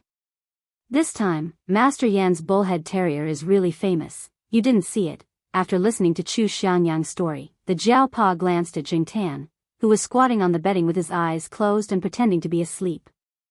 It was a good thing that he knew how to keep a low profile. Some things didn't need to be in the limelight. The few of them chatted and laughed. The atmosphere was not as heavy as it was yesterday. The Jiaoma was also not as anxious as when she first heard about the incident. Chu Xiangyang said that he would help take care of the Jiao family's 2 children for the next few days, but the Jiao Pa declined. After Chu Xiangyang left, the Jiao Ma asked about the reason why Chu Xiangyang refused to help take care of the children. I'm going to look for Celestine. That way, both of us can rest assured. Xiao Chu has put all his energy into the game. When the time comes, he'll probably bring the Jiao Yuan along to play games. Zheng Tan nodded to himself. That was possible. Moreover, that guy was indifferent to everything around him when he was playing games. It was better to rely on himself than rely on him to take care of the children. In comparison, Celestine was indeed more reassuring. After all, as long as he stayed at home at night, he could go wherever he wanted to during the day. That way, Celestine should have some free time. However, how was Celestine's investigation going? It had been so long, but the case had not been solved yet. Zheng Tan was thinking about Celestine's investigation when the door of the cubicle rang. The Jiao Yuan and Gu Yuzi hurriedly put Zheng Tan into their school bags and sat back in their chairs. They pretended that nothing had happened, but their faces were too serious. The Jiao Ma smiled and shook her head. The person who came was Xiao Zhua. She had also come to visit after hearing about the incident in the courtyard. Father Jiao hurriedly gave up the reclining chair for Xiao Zhua to sit down. Because of the relationship between his cat and Xiao Zhua, Lord Zhang's attitude had always been very good when he went to the School of Physics to borrow the instruments. Even if he did not smile, he would not be as cold as before. Seeing that it was Xiao Zhua, Zheng Tan did not hide in the school bag anymore. He jumped onto the bed and squatted on the soft mattress. It was much more comfortable than the school bag. Yo, black charcoal, you snuck over? Xiao Zhua was not too surprised to see Zheng Tan here. She even smiled and reached out her finger to gently tap Zheng Tan's head. The topic revolved around Zheng Tan, so Xiao Zhua and the Jiao Ma talked more. The Jiao Ma was relieved. If the topic of black charcoal had not been brought up, she would not have said anything.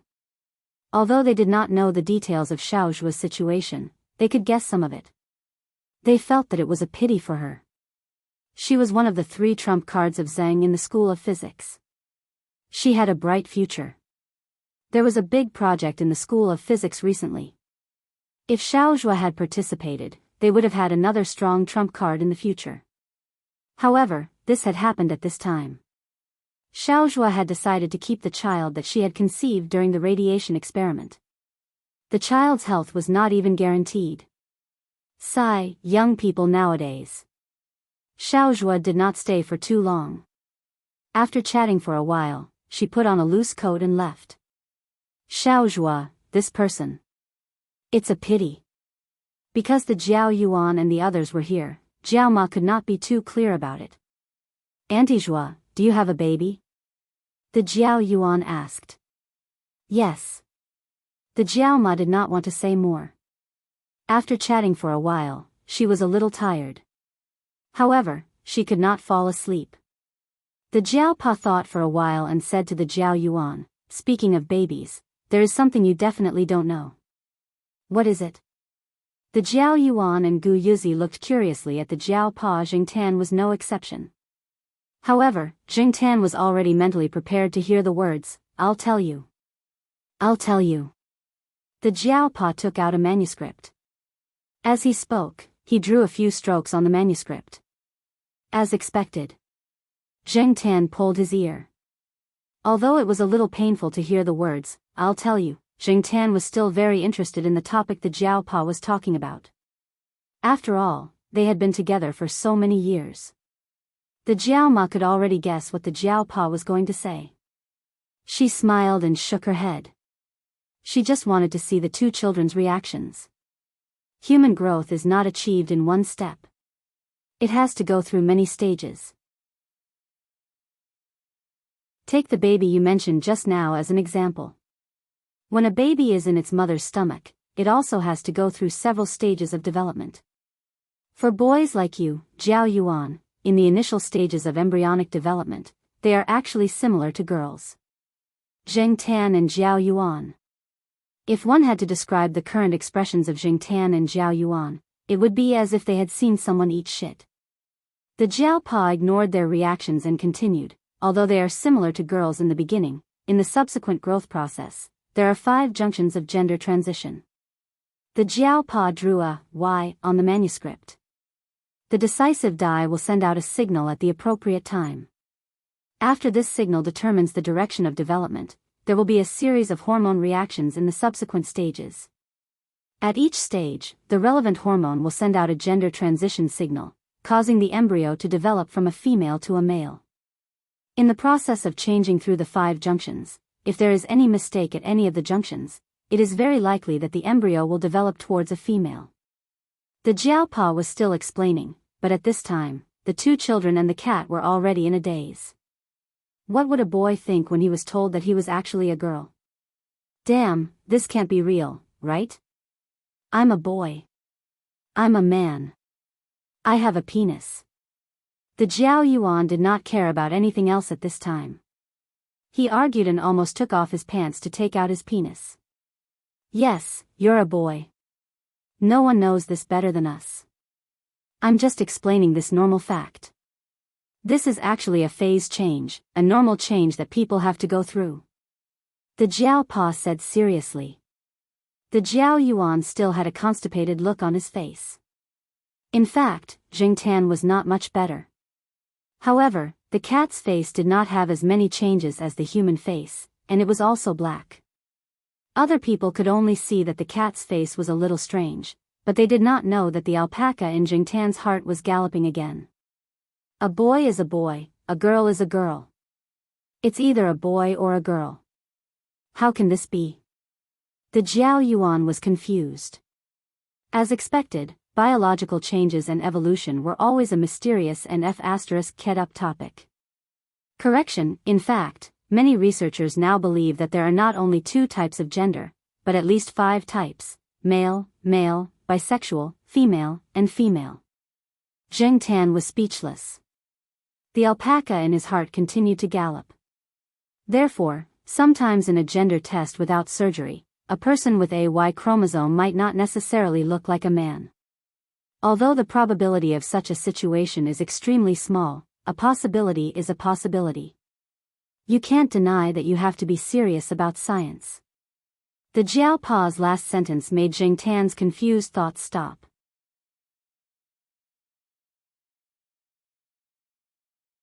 Chapter 27. Jiao Pa was a man of action. After he decided to ask for Celestine's help, he called Celestine after lunch. It was not working at this time, so it was convenient to find someone.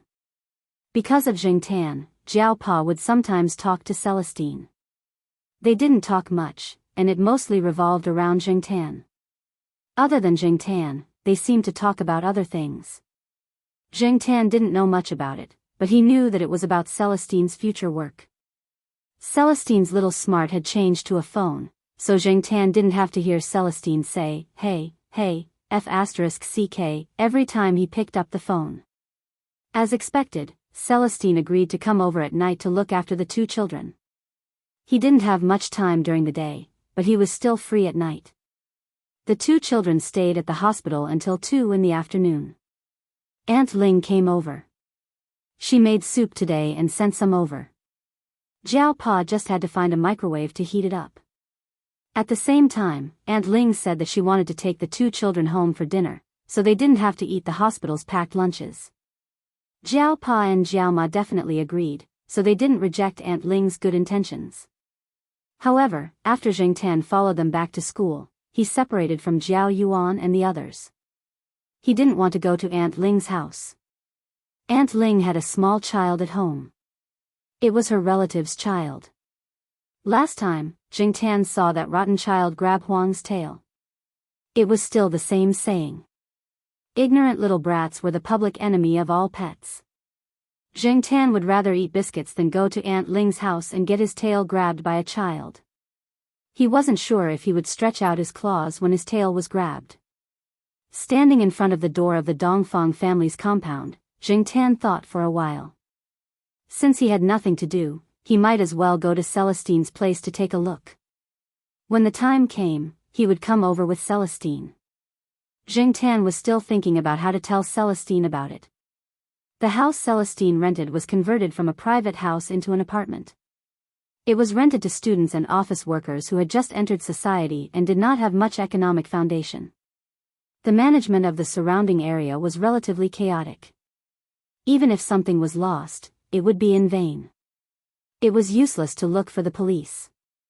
There were so many such cases that they could not find the reason even if they investigated. The good thing was that the rent in this area was cheap, so there were always many people renting. Jing Tan did not often come to the house rented by Celestine. There were too many people and it was troublesome. There would always be people who would find ropes and dolls to tease Jing Tan when they saw Jing Tan. These people did not know that Jing Tan was also looking at them as if he was looking at an idiot. When Jing Tan arrived at the residential area, it was already past 3:00 in the afternoon. At this time, there were not many people coming in and out of the area. Some were going to work, some were going to school, and some were taking an afternoon nap. There were also many stray cats here. The landlord had his own cat. Cats were very common here, so no one would pay attention to a black cat that entered the building. Jing Tan had just entered the floor where Celestine lived when he heard a bang sound. Jing Tan, who was about to enter the corridor, stopped and hid at the corner of the stairs to take a look. A young man was lying on the ground, holding his stomach and groaning in pain. Celestine held a freshly peeled apple in one hand and a fruit knife in the other. He slowly walked out, then squatted down in front of the man and used the fruit knife, which was still sticky with apple juice, to pat the man's face. "I just bought you a new phone, and you're already thinking about it. You've got guts. You came to steal my phone when I was taking an afternoon nap. Do you think I'm easy to bully or stupid?" Celestine's tone was completely rogue. When the man wanted to get up, he was stopped by Celestine's knife on his neck. The man still wanted to say something, but Celestine pressed the knife down. "I don't want to listen to your bullshit," Celestine said as he threw the finished apple down the stairs. Jing Tan, although the management of the area was a bit messy, there was no need to throw trash everywhere. Jing Tan remembered that last week, Jiao Ma deducted a yuan of pocket money from the Jiao yuan for throwing used cellophane tape everywhere. But the next moment, Jing Tan's ears twitched. It didn't seem to be the sound of an apple hitting the ground. The ground below was cement, so it shouldn't have been that kind of sound. Although confused, Jing Tan didn't immediately run to the railing to take a look. At this time, he mainly paid attention to Celestine. When he looked again, Celestine's hand holding the knife was still the same, but his other hand had already started to dig into the man's pocket. Not long after, Celestine took out a wallet. There was no ID inside, but there was 1,000 yuan. With a look of disdain, Wei Ling took out $1,000 and put it in his pocket. Then, he returned the wallet. In addition to the wallet, there were also some small lockpicking tools. Celestine's expression of disgust deepened, but he still put them next to his feet. Then, Celestine took out a small white plastic bottle and twisted open the cap. There was medicine inside, but there was also cotton inside. Jing Tan heard from the Jiao Pa that if the medicine was newly bought and there was cotton in the bottle, the cotton should be thrown away as soon as possible after the bottle was opened. The cotton placed in the medicine bottle when it was manufactured could prevent the pills in the bottle from colliding with each other during transportation. It also had the effect of absorbing moisture in the air to prevent the medicine from getting damp. However, if the cotton was not thrown away after the bottle was opened, the cotton would continue to absorb moisture, which would easily cause the medicine to go bad. Jing Tan wasn't sure if the man who was kicked on the ground knew that he should throw away the cotton to prevent the pills from going bad. However, Jing Tan felt that the reason why the man put the cotton in the bottle was to prevent the pills from colliding with the bottle due to his body movements during the theft. Looking at the cotton that Celestine took out, if the cotton was originally in the bottle, it was too much. Looking at the half-torn label on the medicine bottle, it was obvious that the medicine had been bought for a while. Moreover, not all medicine needed cotton, so Enchanting was more convinced of his guess. Celestine looked at the medicine in the bottle and patted the man with the knife. It seems that you have used it many times. You have gained a lot, haven't you? I don't understand, what are you talking about? The man explained with some difficulty.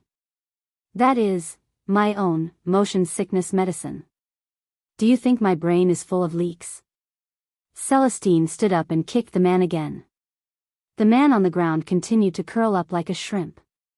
Celestine had already noticed Enchanting, so he didn't continue to argue with the man on the ground. He poured out 3 pills and forced them to the man. You are welcome to come again next time. Remember to bring more money when you come. This amount of money is not enough. The man who was fed the medicine didn't care about the pain from the kick. He got up and rushed out, not noticing Enchanting, who was standing next to the stairs. Of course, the stairs were dark and Enchanting was also dark, so it was normal that he didn't notice. In fact, Celestine was also a person with bad morals. This was Enchanting's understanding since he met Celestine. Celestine could have sent the thief to the police station or directly called the police, but Celestine was a person who did things based on his mood. This time, he probably didn't bother with the thief because it was too much of a waste of his time. This time, the thief was lucky. When Enchanting entered the room, Celestine was sitting on the edge of the bed, putting the 1,000 yuan that he had just extorted into his wallet.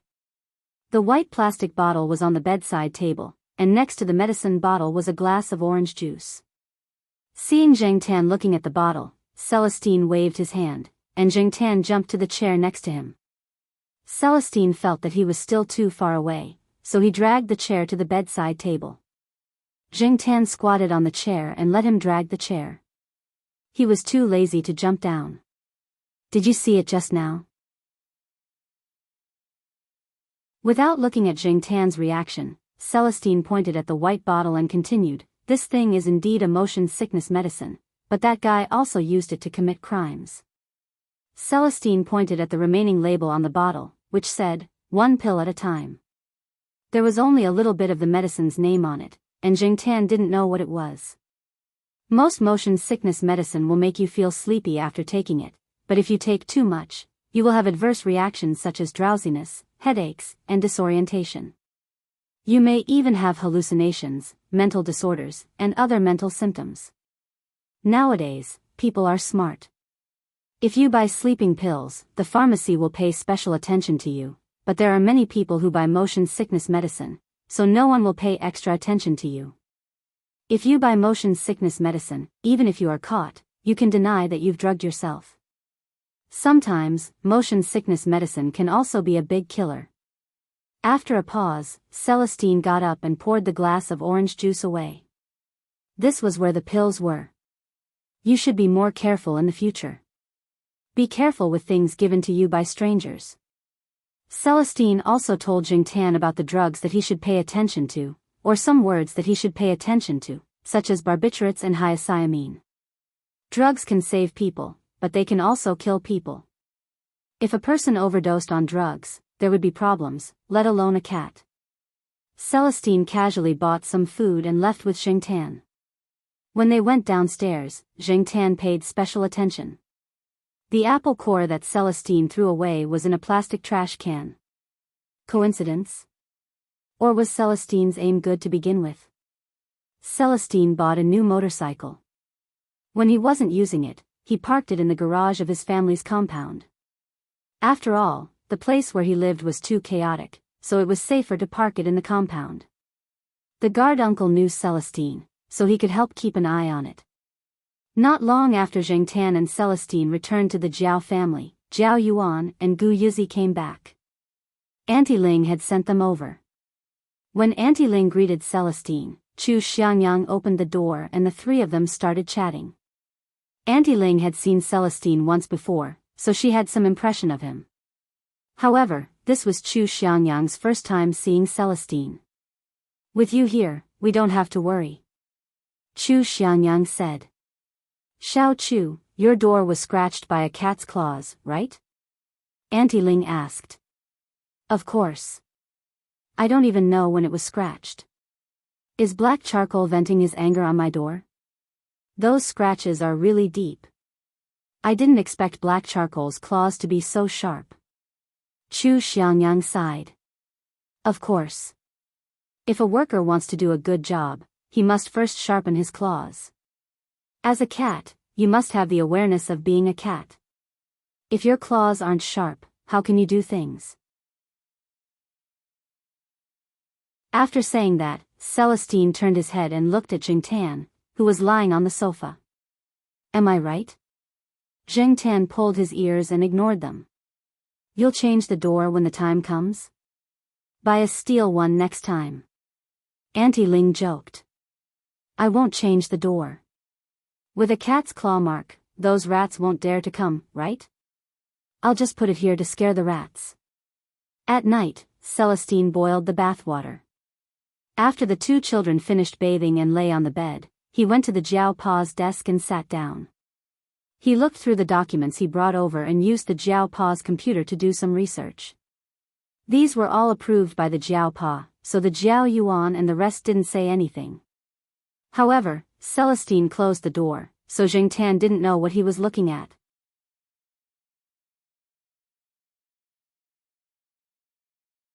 Chapter 28.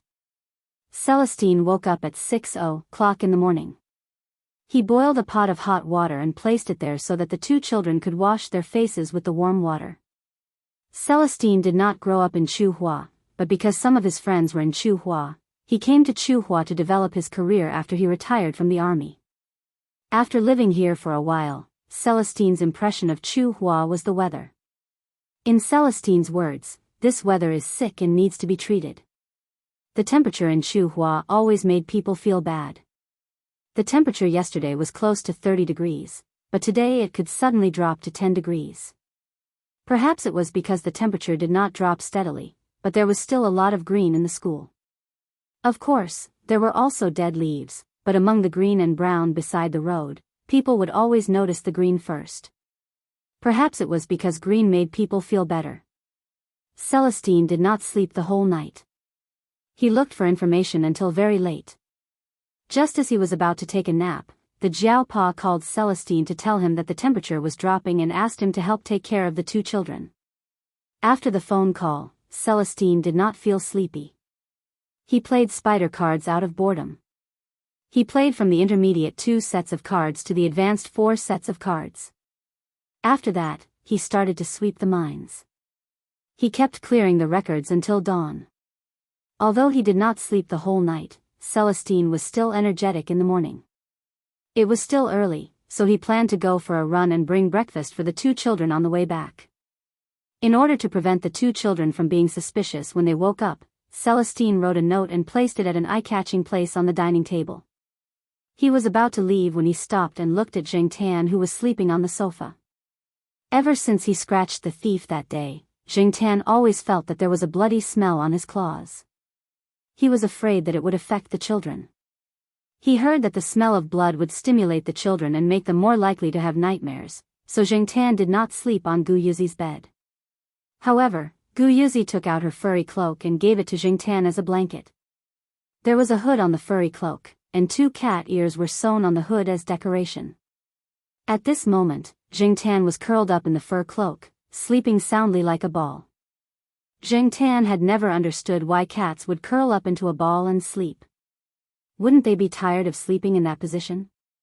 But when Jing Tan turned into a cat, he realized that this sleeping position was quite comfortable for a cat. Sometimes, he would unconsciously curl up into a ball when he fell asleep, just like now. Black charcoal, go for a run. Celestine, who was standing by the door, shouted in a low voice. There was no movement under the fur cloak. Black charcoal, get up and run. Celestine said again. He didn't believe that the cat on the sofa couldn't hear him. The tip of his ears that peeked out from the edge of the fur cloak twitched, and then, there was no more then. Celestine was speechless. This little bastard was definitely pretending to be deaf again. Black charcoal. Celestine said for the third time, with a hint of warning. Zheng Tan still didn't move, but it was a little better than before.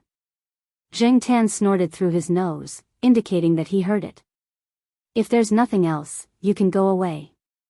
Black charcoal. Get up. Celestine said for the fourth time. This time, Zheng Tan finally moved. He stretched his body and revealed his head from the fur cloak. He squinted his eyes and looked at Celestine. He yawned and waited for 5 seconds. Seeing that Celestine didn't say anything else, he retracted his head and went back to sleep. Black charcoal, get up and run. Celestine said almost word by word. This time, Zheng Tan finally made a big move. He kicked off the fur cloak, stretched his body, and shook his fur. Celestine was speechless. He didn't know that he had to call a cat 5 times to wake it up. Are you going to step on the breast on the sofa or pee in the bathroom? Celestine gritted his teeth. Zheng Tan pulled his ears. He wouldn't do things like step on breast. If he wanted to step on breast, he would step on big boobs. What was the point of stepping on the sofa? Zheng Tan always felt that as one of the cat's signature moves, stepping on breast, was quite wretched, especially when this wretched technique was inherited from a group of people. This was almost a common characteristic of cats. Stepping on breast wasn't necessary, but it still needed to pee in the morning. Looking at the black cat running to the bathroom, Celestine helplessly looked at the ceiling. How could the Jiaos treat this kind of cat as a treasure? Because of the sudden drop in temperature, Zheng Tan felt a chill as soon as he stepped out of the building, making him shiver. The sun hadn't come out yet, so the campus was still quiet. Other than the sound of things being dragged in the cafeteria, there weren't any other loud noises. However, when Zheng Tan was halfway through his run, the school broadcast rang on time. It started at 6:30 a.m. every day and continued until 7:30 a.m. When he passed by the student dormitory, the school broadcast had already stopped playing the initial song and began to play the radio calisthenics. Starting now, the 8th set of radio calisthenics, step on the spot. 1, 2, 3, 4, 5, 6, 7, 8. F***CK, why are you so noisy so early in the morning? A manic voice came from the dormitory facing the loudspeaker. Before the voice died away, a slipper was thrown out from the window of the dormitory and hit the loudspeaker, but it still couldn't stop the sound of the school broadcast. Jumping exercise, 1, 2, 3, 4, 5, 6, 7, 8, 2, 2, 3, 4, I'll smash you sooner or later. Just you wait, the day I leave school will be the day you die of old age.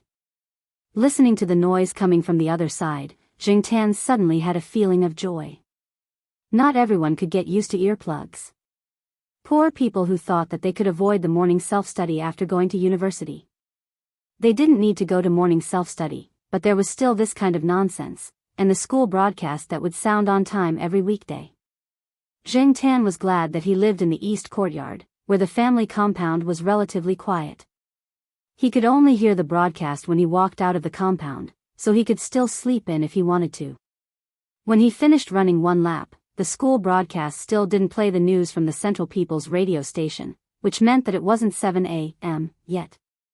Jiao Yuan and the others all woke up at 7 a.m. Celestine went to the cafeteria to buy breakfast first, and Zheng Tan waited for him to buy breakfast before walking back to the family compound.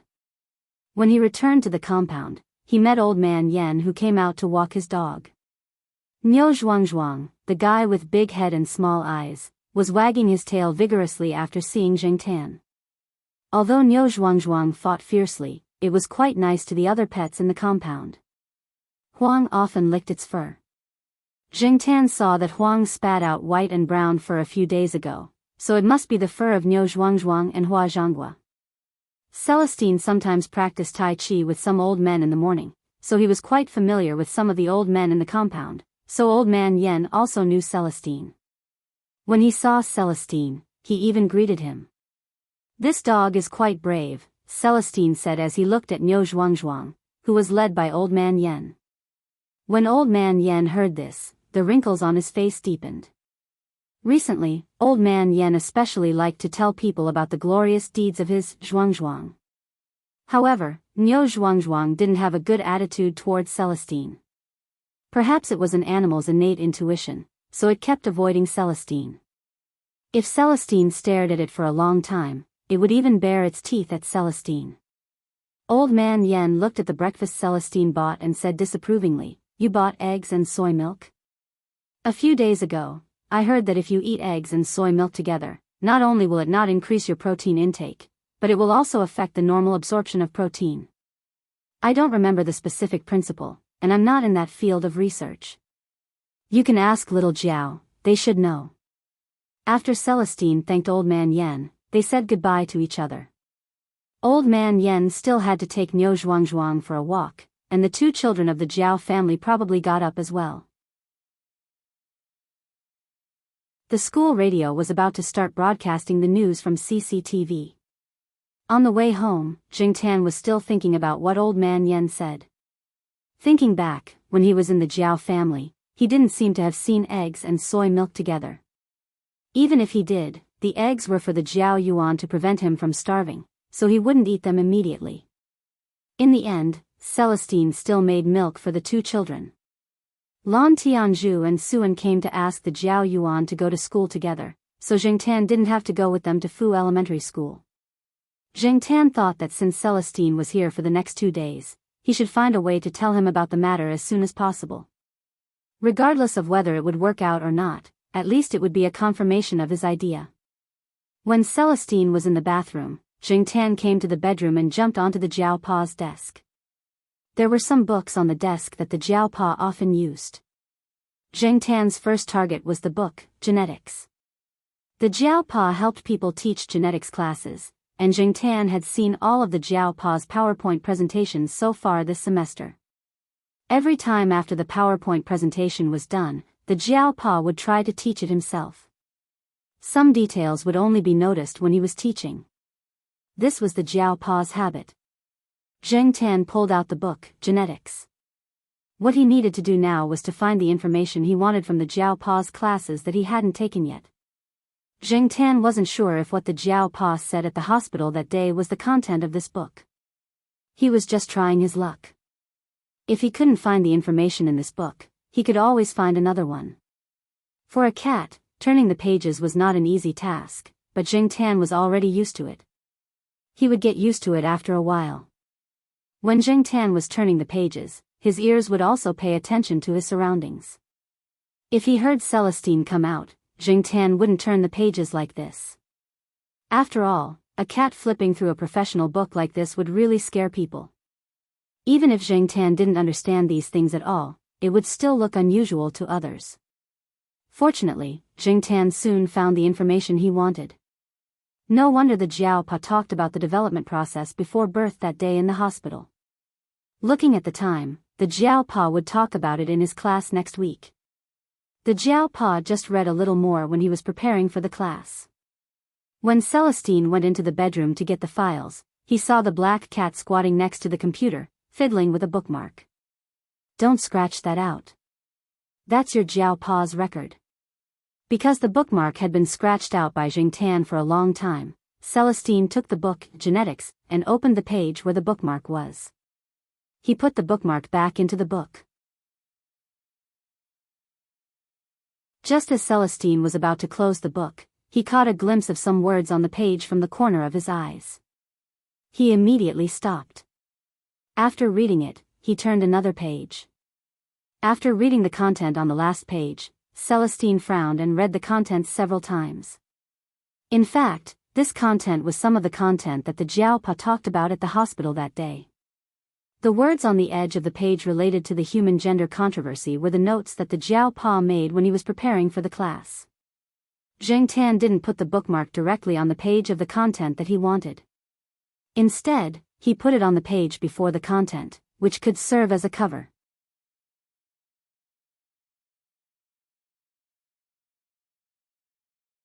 Chapter 29. The person Celestine was looking for was the uniformed man that Jingtan had met before. He was Celestine's senior. Zheng Tan had heard Wei Lang call the other party Walnut on the phone before. As for this senior's name, Zheng Tan did not know. Zheng Tan had heard that as long as Walnut solved the case, he would be promoted. Walnut could have been promoted last month, but he was too stubborn. Just like what he had said before, if he didn't solve the case, he would be too embarrassed to be promoted. Zheng Tan thought that Walnut's brain had been kicked by a donkey. He had already made his connections and was waiting for a promotion, but this person was still stubborn. Wei Ling called senior brother Walnut a few times, but the other side's phone was turned off. This caused Wei Ling to reveal a worried expression. After thinking for a moment, Wei Ling made another call. However, it wasn't to senior brother Walnut, but to someone else. Some of their words involved code words that only they understood. Zheng Tan didn't understand at all, and wasn't interested in continuing to listen. He had helped as much as he could, and he didn't care about the rest. Let Celestine worry about it. Yawning, Zheng Tan ran back to the living room and jumped onto the sofa to catch up on sleep. Cats slept for a long time, and Zheng Tan usually woke up at the same time as Zhao Yuan and the others. He woke up at 7 o'clock, but today he woke up an hour earlier. If he woke up an hour earlier, he had to make up for it. Otherwise, Zheng Tan would feel like he was at a disadvantage. Maybe this was a type of obsessive-compulsive disorder? Who cares? I'm a cat now.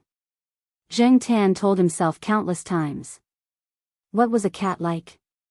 It ate when it was hungry, slept when it was sleepy, played outside, and caused trouble at home. Even though Senior Walnut had turned off his phone, the two of them seemed to have other ways of knowing each other's location. It should be a GPS device or something like that. Wei Ling was now looking for someone to help look for it. 10 minutes later, Celestine already knew the approximate location of Walnut. After making the call, Celestine quickly grabbed his jacket and walked out. Just as he reached the door, he turned back and asked Zheng Tan, "Want to go out and play?" Zheng Tan, who was closing his eyes to cultivate his sleepiness, thought for a moment when he heard this, then immediately got up and ran towards the door. Zheng Tan was very willing to go out. Staying in Tsinghua University's campus and seeing the same scenery every day made him feel that his life was limited. From a psychological point of view, this was not a good phenomenon. As for Zhao Yuan and Gu Yuzi, Zhao Pa had 2 classes in the second half of the morning. After class, he would pick up Zhao Yuan and Gu Yuzi, so there was no need for Zheng Tan. Zhao Ma had recovered a lot in the past 2 days. Her recovery was very good, and her life was not in danger. The stitches could be removed in a week. Zhao Pa knew a student who was doing an internship at the hospital. Last year, he and a teacher from Tsinghua University's medical school worked together on a project. Zhao Pa asked the intern to help take care of Zhao Ma while he was in class. Since he had decided to take the cat out, Celestine called Zhao Pa to inform him. As expected, Zhao Pa did not object. He only told Zheng Tan to be careful and asked Celestine to help take care of Zhao Ma. This time, Celestine was in a hurry, so he used the motorcycle that he often stayed in the family area's shed. The motorcycle did not look special.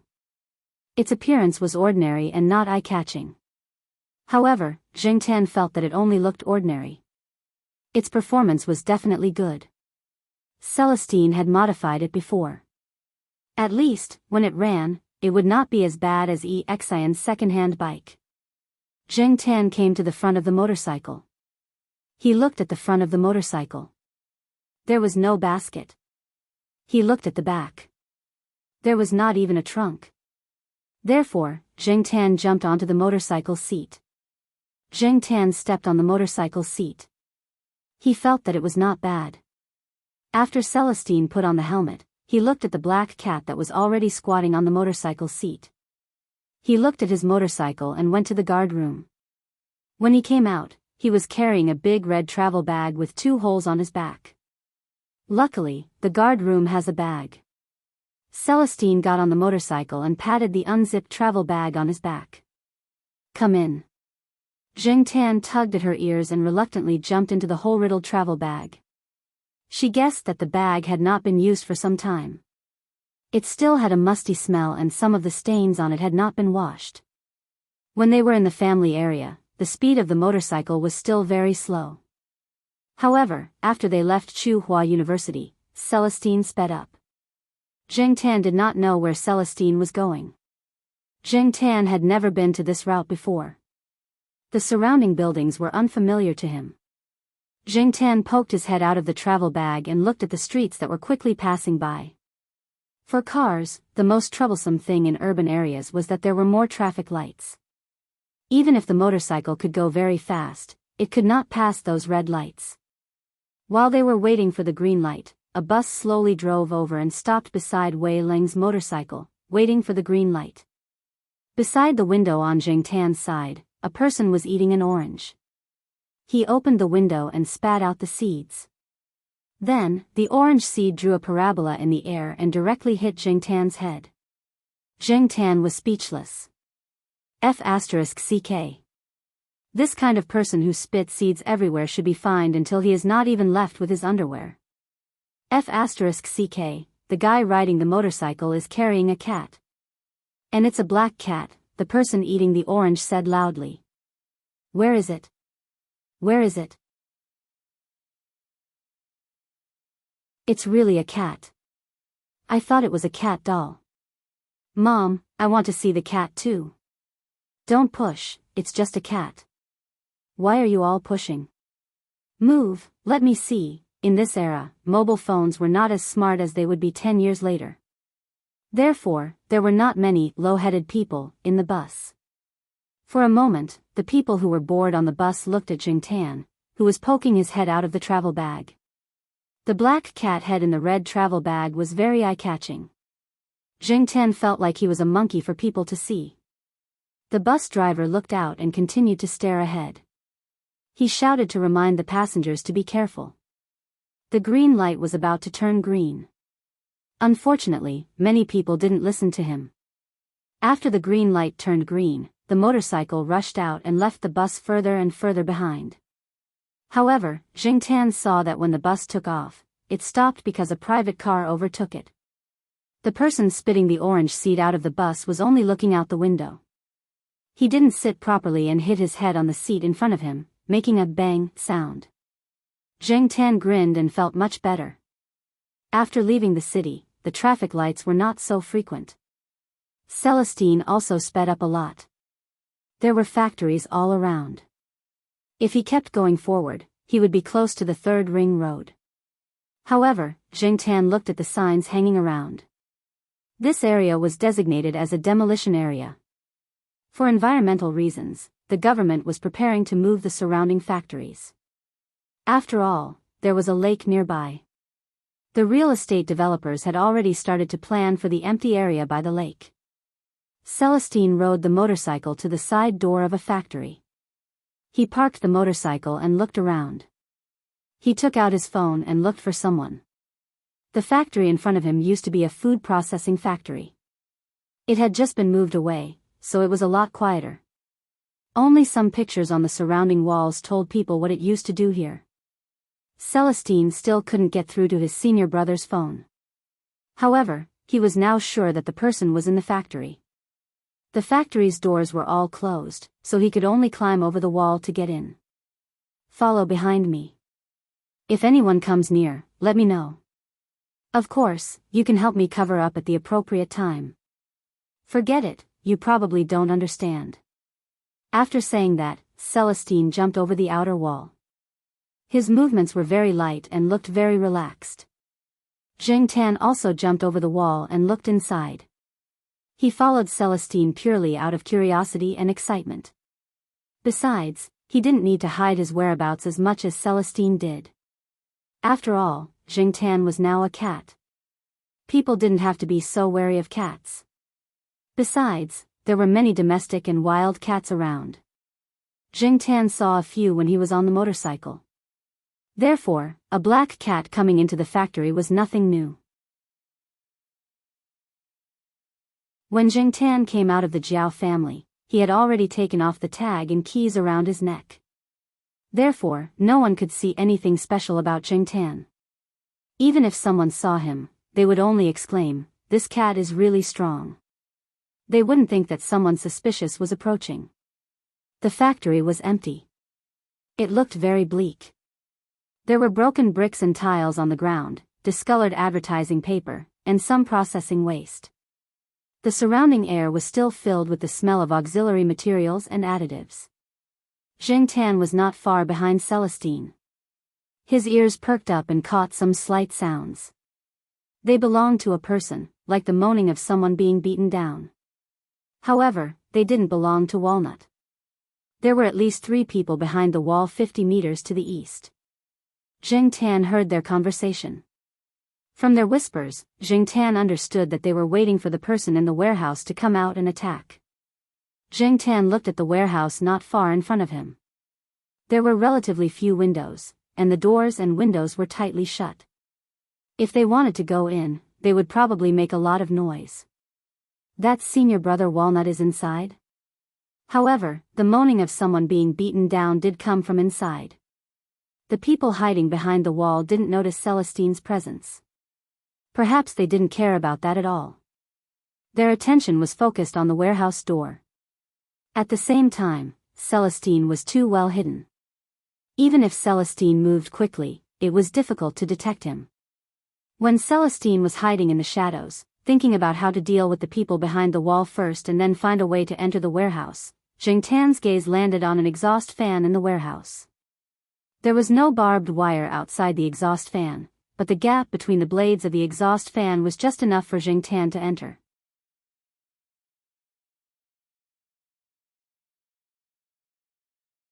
Chapter 30. After thinking about it, Zhengtan decided to walk towards the warehouse. Celestine looked at the black cat running towards the warehouse. He calmed himself down and prepared to deal with the people behind the wall first. If the cat went over, the senior would probably notice. Zhengtan looked at the exhaust fan that was not blocked by barbed wire.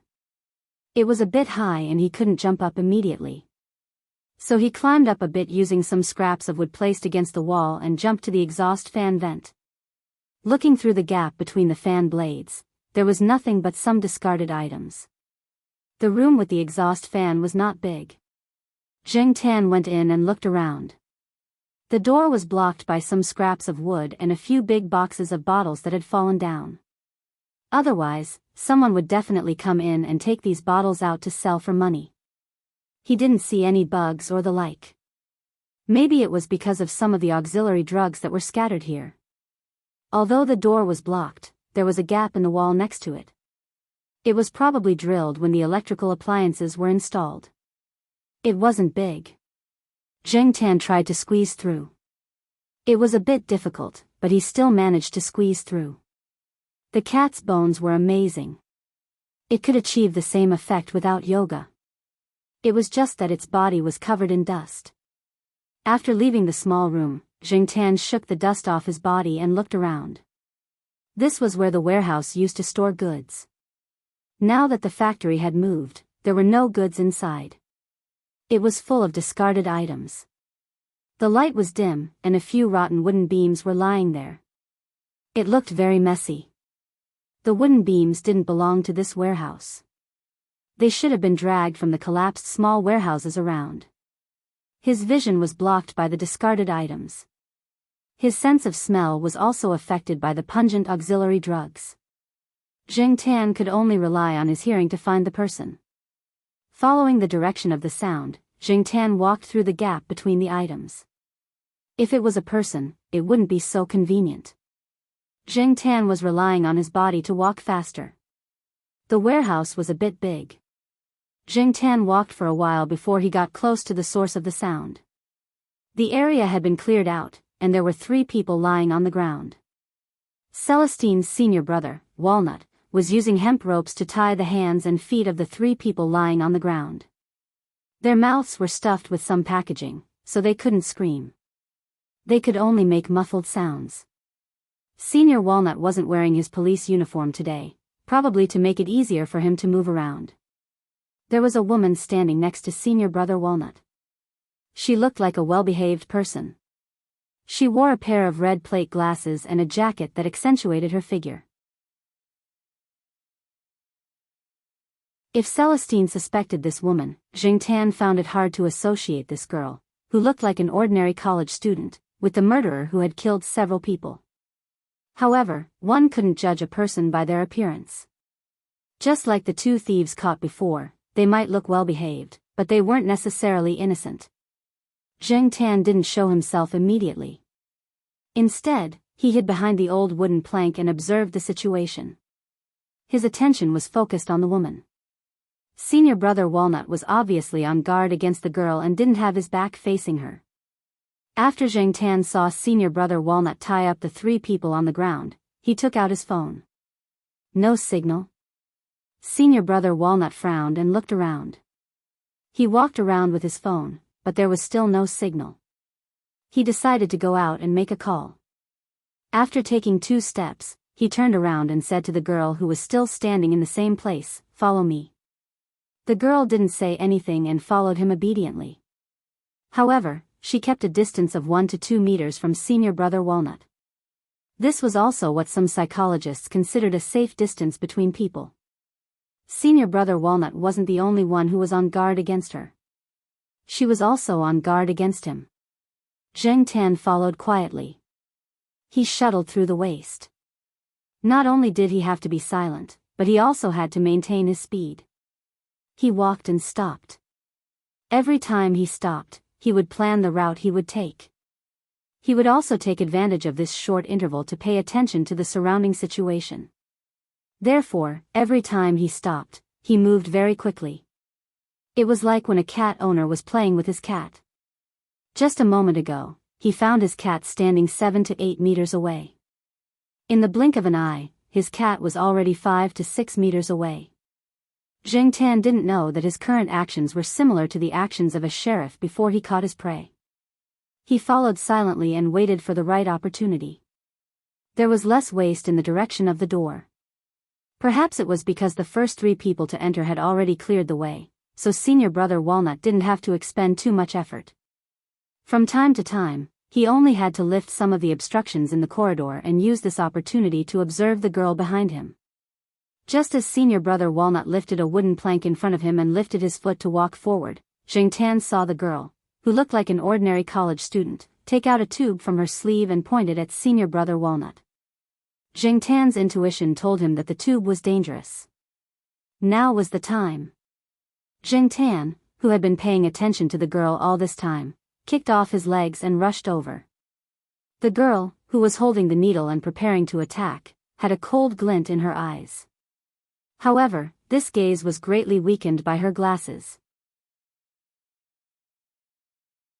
Just as she thought she was about to succeed, she suddenly felt a strong impact on her chest. She couldn't stand steadily and fell to the side. The needle in her hand also deviated from its course. Before she could react, Senior Brother Walnut, who was walking in front of her, had already made his move. He twisted her arm and pressed her against a thick wooden beam to the side with a bang. Because the girl's arm was twisted and she was forcefully pushed against the beam, the glasses she was wearing fell off. After his successful attack, Jingtan was stunned on the wooden plank to the side. He moved his hand and thought, that person's chest isn't very big. The feeling isn't good. Senior Brother Walnut took out a hemp rope. When he was looking for hemp rope earlier, he had found a few extra for backup. He didn't expect to use them so quickly. "I've been guarding against you all this time. You only revealed your killer move now." Senior Brother Walnut looked at the needle that had been nailed to the abandoned wooden plank to the side and then looked at the needle tube that had fallen to the ground. The piston rod had been modified, and the front of the needle tube was different from a normal needle tube. When the piston rod was pushed inward, the instantaneous high pressure would push the needle out. There was a drug inside the needle, probably something like a rapid anesthetic. You're done so quickly." Celestine, who had just jumped in through the window, said. Jingtan looked in the direction of the voice. Behind Celestine was a large window. However, he remembered that the large window was tightly shut. It might even have been locked. Moreover, it was 5 meters above the ground. How did Celestine get in so quietly? Senior Brother Walnut wasn't too surprised by Wei Leng's reaction. Just now, it was all thanks to this black cat that helped me. Otherwise, I really would have been hit by that needle. I didn't expect this woman to have such a killer move. Celestine looked at the person who was still calm after being subdued. That's why I said there was something wrong with this woman. You didn't believe that she was the killer. You can test her DNA. It will definitely be the same as the DNA of the previous criminals. Shouldn't it be a man? She's a transsexual? That can't be. I've checked her information. It's her. Her body is a little special. If you want to know more, you can ask those geneticists or geneticists. With Celestine around, Jingtan didn't do anything else. He went through the gaps of the trash and jumped onto the window that Celestine had jumped in through. Opposite the window, there was an abandoned telephone pole. Other than that, there was nothing else that he could use as leverage. Jingtan didn't think that he could use a telephone pole that was still some distance away to jump out like Celestine. So, he went back along the path and exited through the exhaust fan. There were 4 people tied up outside. All 4 of them had fainted. This was Celestine's masterpiece. Jingtan looked around. Using a tree, he climbed into a 5-story building. The bottom 2 floors were probably used for office use. There wasn't much waste and trash. There were some incomplete records stuck on the wall. The top 3 floors were the staff dormitory. There were some simple flower pots made from beverage bottles by the window sill.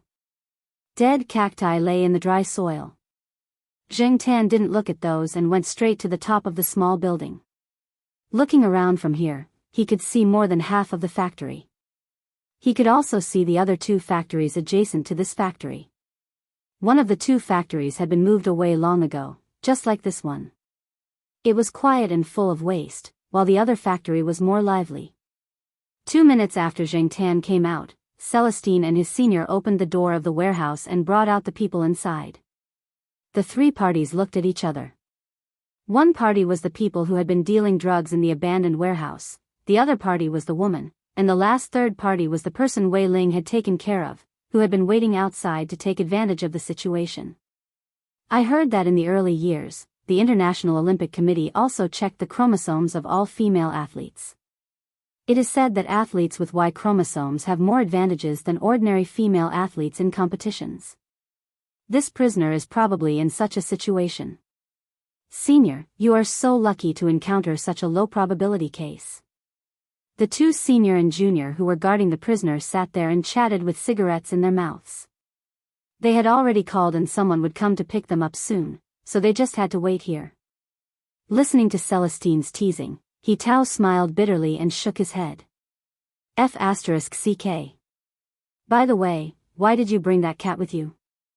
Master said that cats bring good luck. When you are hesitant or don't know where to start, bringing a cat will have unexpected results. So I brought it with me, Celestine replied. He Tao curled his lips. He still couldn't accept his master's words. However, this time, the cat did help him. I owe that cat a favor. It's so F***king uncomfortable. It's okay. It's not the first time you owe a cat a favor. You have experience in how to repay it. F***ck. After a moment of silence, He Tao asked again, didn't you say last week that you have plans for a job? Where do you plan to go? What kind of job? Security. Cough. He Tao was so excited that he choked on a mouthful of smoke. He almost coughed out his lungs. You didn't go to the police station or the company, but you went to work as a security guard? What's wrong with your brain? He Tao, who had recovered, almost roared. This is my decision after careful consideration. Did you hit your head on tofu before careful consideration? I'm sober. Also, I already told Master. What did Master say? Master said, oh.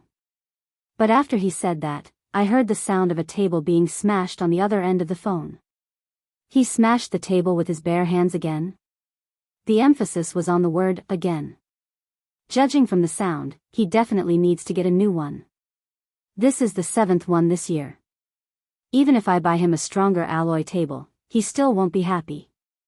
Of course he won't be happy. He likes to smash the table with his bare hands when he's angry. If he's angry, he has to vent it out. It's better than keeping it in. Anyway, Mao prepared a warehouse full of wooden tables for him. It's enough for a few years. Right, is there any news about Mao?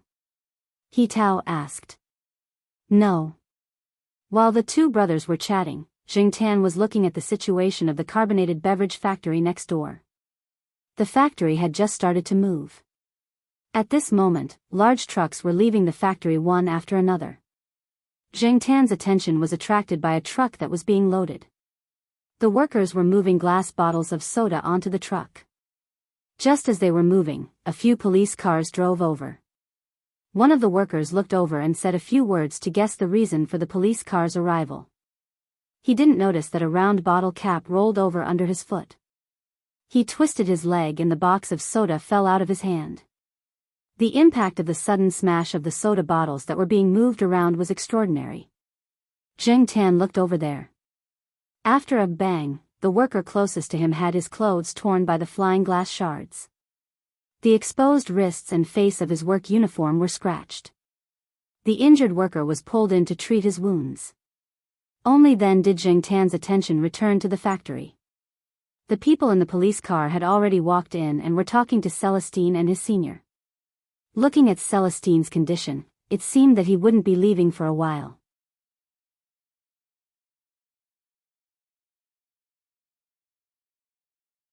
Chapter 31. After finishing his cigarette, He Tao ordered his subordinates to take care of the rest of the work. He Tao lit up another cigarette and sat down next to Celestine. He felt a lot more relaxed after finishing the case. Previously, he had been controlling the amount of cigarettes he smoked to make it easier to move around, but now, he didn't care anymore. Where are you going to be a security guard? Residential area? Enterprise? Factory? He Tao asked.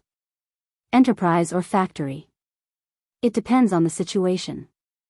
After all, the factory hasn't been opened yet, Celestine answered. Whose factory? Black Charcoal's father and a friend opened it together. I'm also involved, but my knowledge is limited. I can't understand their advanced knowledge, so I invested a portion of my money. As for a job like security, it's more suitable for me. When the time comes, I'll find retired comrades to work with me. He Tao was silent for a while. He held the lighter and pointed at the black cat squatting at the top of the warehouse. Its father? Yes, Celestine flicked the cigarette butt. The people in the residential area call it that.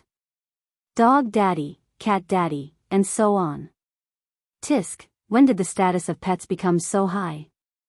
When people are disappointed, the status of pets increases. I heard a while ago that the more people you know, the cuter you find pets to be. This perception is too one-sided and extreme. At least, I don't think those pets are cute, such as that one. Celestine turned his head and nodded in the direction of Jingtan. It has a bad temper. You can't control it. He Tao clicked his tongue. He was about to make fun of it, but he remembered that he owed the cat a favor, so he swallowed his words. He changed the topic and said, "Oh right, tell your friend to behave himself. The higher-ups are going to crack down on him. Even if you didn't mention it, I would have told him. It's indeed not peaceful recently. It's time to do something about it." The police had already tidied up everything. He Tao didn't say anything more. He patted Celestine's shoulder. If you need help, just let me know. If the factory is ready, I'll go and take a look. Celestine waved his hand to show that he understood. Senior, don't just focus on climbing up. Your skills have deteriorated. If it weren't for that cat, you would definitely be at a disadvantage this time. He Tao smiled. The few of you are all troublesome. In Chuhua City, if I don't climb to the top, how can I protect you? So that you don't have to put on a smiling face and owe others favors. Looking at He Tao walking away, Celestine took a deep puff of his cigarette, threw it on the ground, and stamped it out. He shouted towards Jingtan, "Black charcoal, let's go back." Jingtan got up and stretched. He looked around and then looked at the real estate billboard not far away.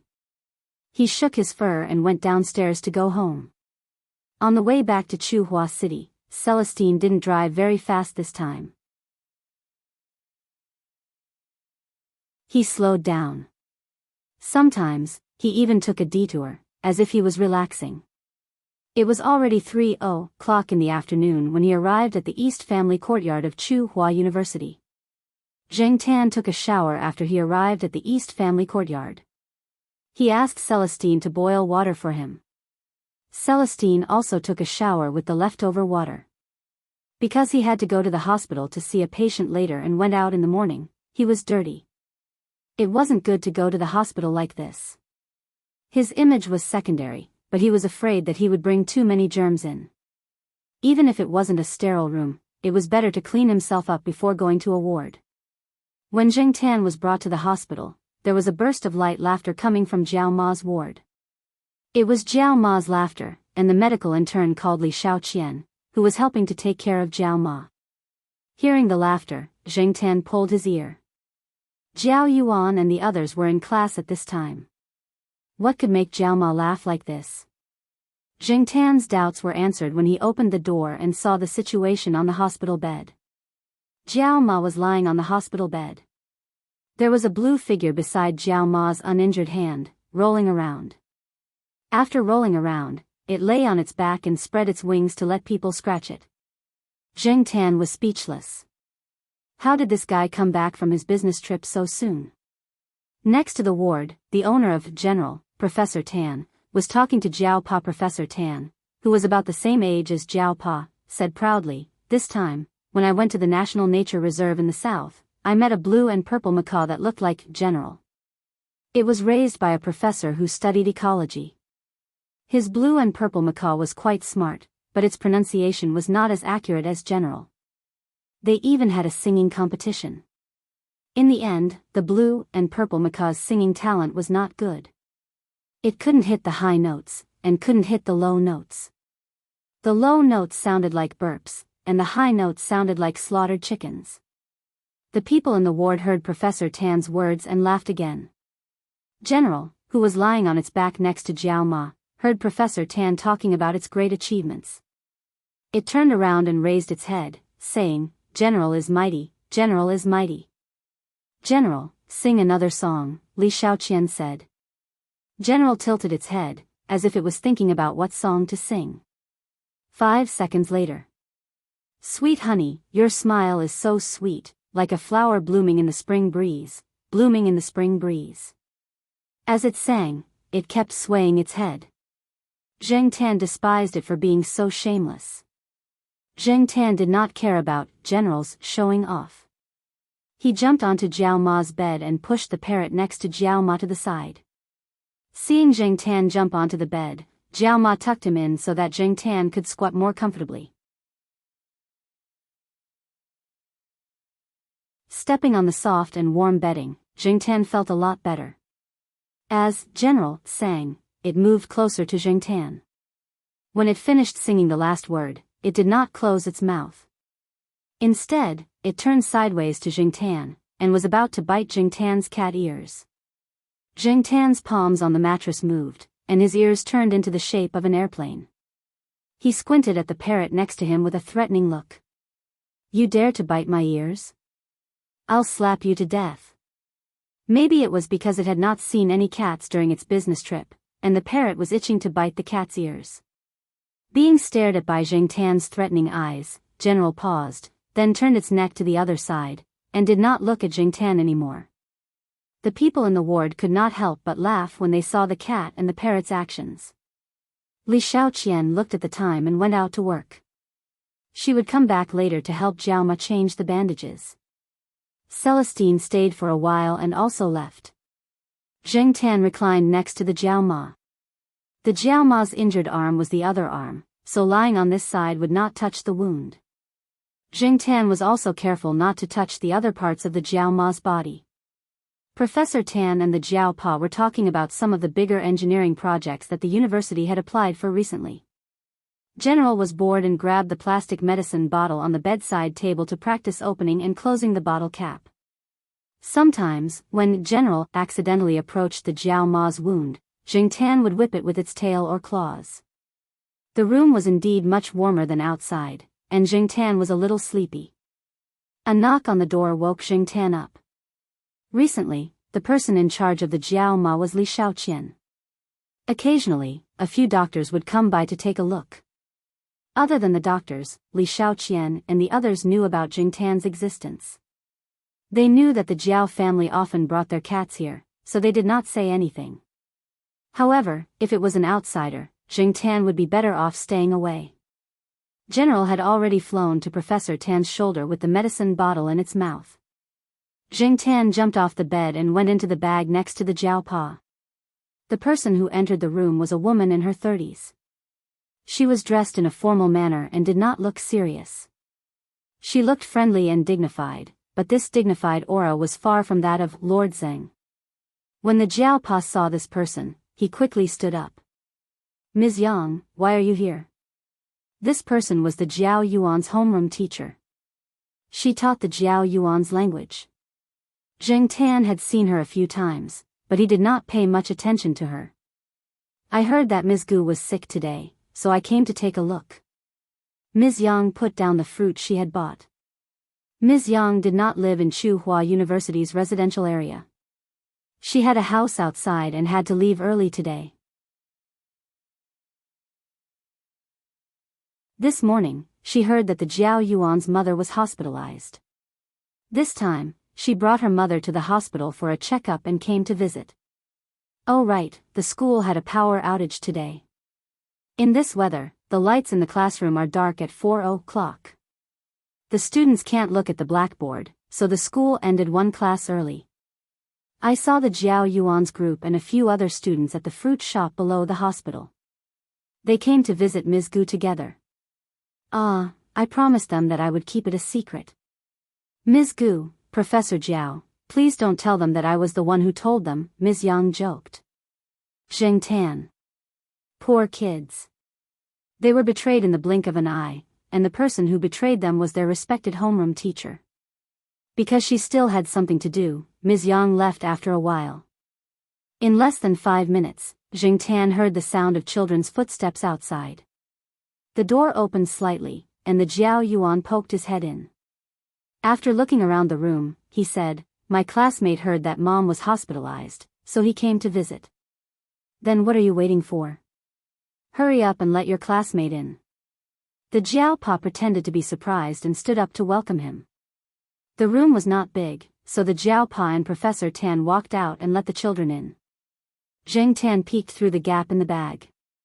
Other than Lan Tianzhu, Xiong Xiong, and Suan, who he often saw, there was also a girl. Who is this child?" The Jiao Ma looked at the only girl in the room. Although the Jiao Ma did not know all the children in Jiao Yuan's class, she still had an impression of some of them. However, the Jiao Ma thought about the girl standing in front of her and was sure that she had never seen her before. "She is a new student in our class. Her name is Litmus." The Jiao Yuan emphasized the name Litmus when he introduced the girl. No wonder I don't remember her. "She is a new transfer student," the Jiao Ma said. "Her name is Litmus." The Jiao Yuan emphasized again. "I know her name is Litmus." The Jiao Ma was confused by the Jiao Yuan's repeated emphasis on the girl's name. However, the Jiao Pa and Professor Tan who were standing at the door smiled knowingly. They already understood the Jiao Yuan's meaning. The Jiao Yuan was helpless when he saw that the Jiao Ma still did not understand. He pointed at Suan, whose face was red and the tips of her ears were almost filled with blood. Then, he pointed at Litmus, who was glaring at him. "Do you understand now?" "Jiao Yuan." Litmus shouted. "What are you afraid of? Everyone will find out sooner or later. Didn't you say that your family will be moving to the East family compound in 2 days?" The Jiao Yuan did not care about Litmus's glare at all. The Jiao Ma finally understood the meaning of the words after the Jiao Yuan's reminder. She looked at Suan, whose face was red and did not know what to do. Then, she looked at Litmus, who was staring at Xiong Xiong and the others who were secretly laughing. Jiao Ma smiled and shook her head. This was really a coincidence. The only people who did not understand were the general, who was standing on Professor Tan's shoulder, and Jing Tan, who was curled up in the bag. It was not until the Jiao Yuan mentioned the things that happened to Litmus that Jing Tan finally understood what these brats meant. Litmus was an organic acid in chemistry. It was used as an acid-base indicator in chemistry. It would turn red when exposed to acids and blue when exposed to alkalis. It was a common sight in high school textbooks. On the day that the little girl named Litmus transferred to another school, Suan did not go to school because she had diarrhea. She only went to school in the afternoon.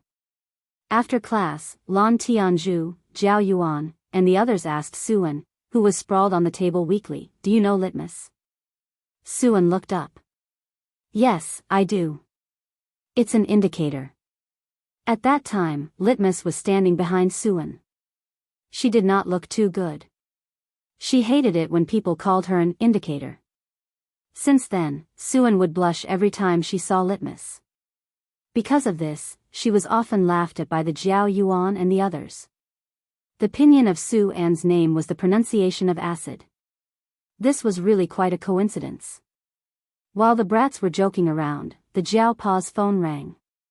Professor Tan left with General. When they left, General flew out of the window and waited for Professor Tan downstairs. It was not good for it to leave from inside the hospital. Before the Jiao Pa went out to answer the phone, he thought about it and went back to take out the bag that Jing Tan was in. The brats did not keep their mouths shut. Besides, there was a newcomer named Litmus. In order to avoid unnecessary trouble, he took out the bag. Walking quickly to the end of the corridor outside the ward, the Jiao Pa answered the phone. Jing Tan stayed in the bag and listened to the Jiao Pa's phone call. The person who called was Jing Tan's university classmate who was called Yuan Zi by the Jiao Pa.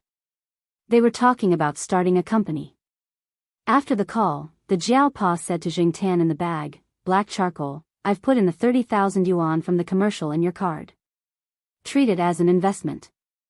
I'll give you dividends when the time comes." Jing Tan earned more and more from shooting commercials with Xiaogua.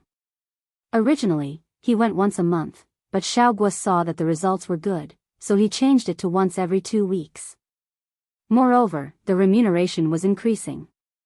Jing Tan did not know how good the results were. Anyway, every time he went, Xiaogua would look at him as if he had seen the god of fortune. Anyway, Jing Tan felt that he did not need the money now. Some time ago, he heard from Xiaogua that he could try other commercials. The salary would definitely not be low. If the Jiao Pa lost money, he could earn it back.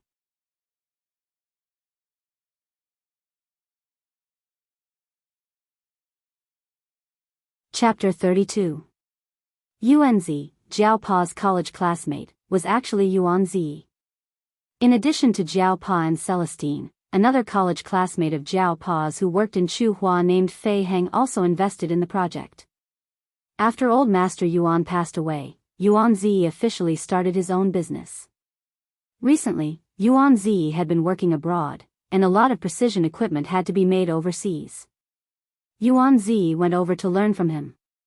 Although old master Yuan was no longer around, his connections made it easier for young people like him who had just started out in the industry. Jing Tan didn't know much about the industry, but he knew that precision equipment was sold in the tens of thousands in US dollars, not RMB. Jing Tan didn't go to the laboratory often. Every time he did, he would take a quick glance and see that the equipment inside was all in English. Even if there was Chinese, it was just some remarks or the owner's name. Jing Tan had heard that the Institute of Biological Sciences had invested another 2 million RMB in the equipment. However, when he went to look for Jiao Pa yesterday, Jing Tan squatted outside and looked around. He didn't feel much change. It was no wonder that Jiao Pa said that he didn't have enough money. The project fund that he applied for couldn't be used. The money that he used was accumulated over the years, but it didn't exceed 2 million. It really wasn't enough to buy a lot of precision equipment. On this day, Jiaopa received a call and told Jingtan that Xiaogua had an urgent job. Xiaogua's job was to shoot commercials. Jingtan didn't care. The last few jobs were mostly storyboards and videos, so it wasn't difficult for Jingtan. However, since it was an urgent job, the price had to be negotiated. Father Jiao was the one who negotiated the price. Jingtan only needed to do a little bit of work. He just needed to go over and strike a few poses. On the afternoon of the phone call, Xiaogua came to the hospital with some tonics. After visiting Jiao Ma, Xiaogua and Jiao Pa went to the corridor to discuss the advertisement. Jingtan was still squatting in the bag and being carried by Jiao Pa, cat food for kittens? Jiao Pa was puzzled. Yes. This time, my brother has a client whose mother cat gave birth to 5 kittens. The mother cat was injured when she went out to play, so she's been receiving treatment at my brother's place. The kittens are 6 weeks old and have already weaned. The client said that he would give the kittens away in 2 days and keep one for himself. I took a look, and the 5 kittens are very healthy and beautiful.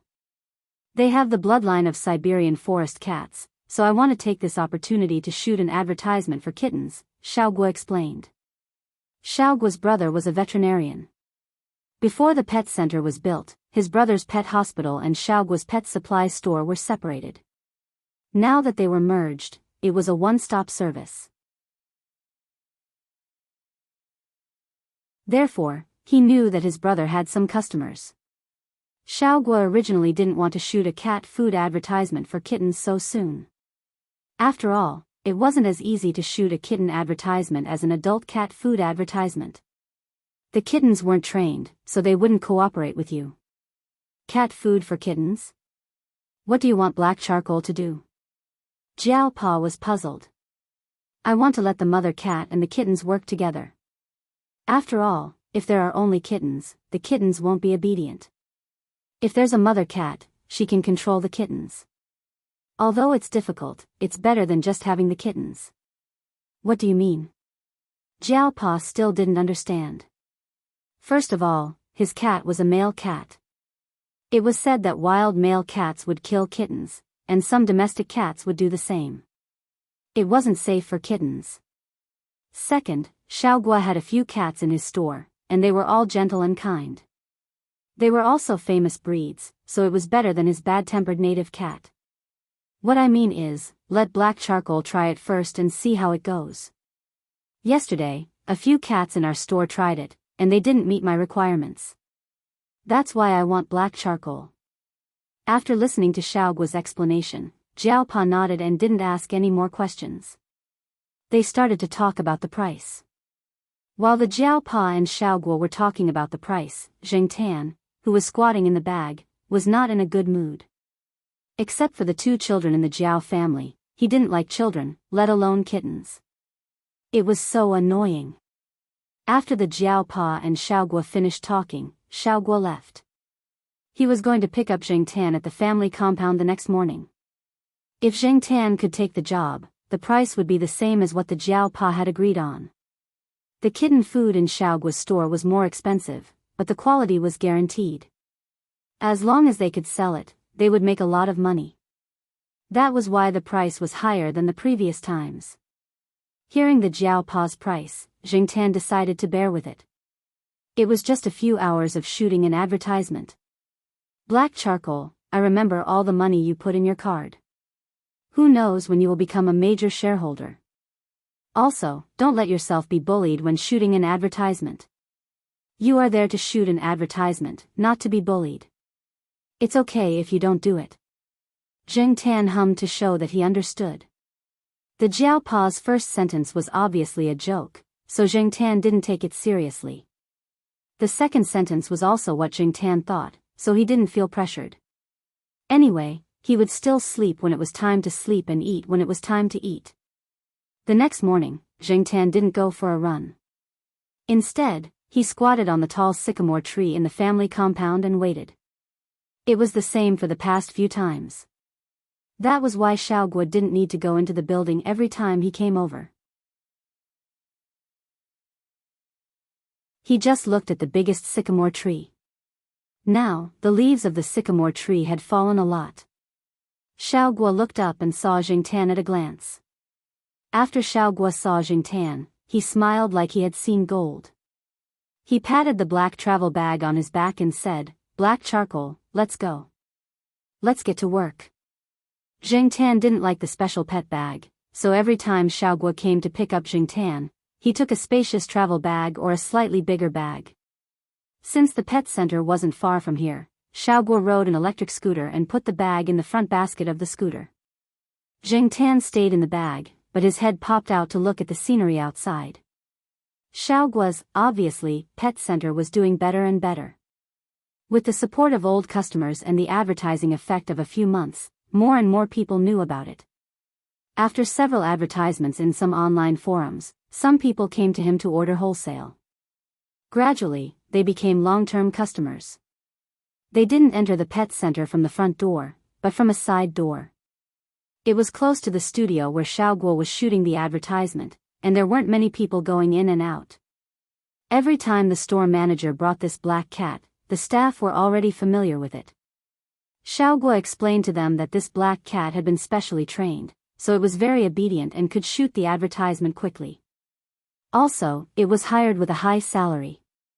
When he introduced it, Xiaoguo specifically emphasized the words, "hired with a high salary," so that the staff could treat this black cat better. This was their store's god of wealth.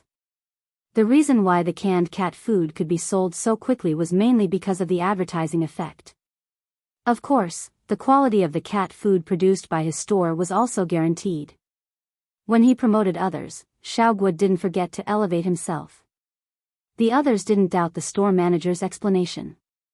They regarded this, hired with a high salary, black cat as a similar creature to the trained cats of the circus. If Zheng Tan knew that these people had classified him and the circus cats in their hearts, how would he feel?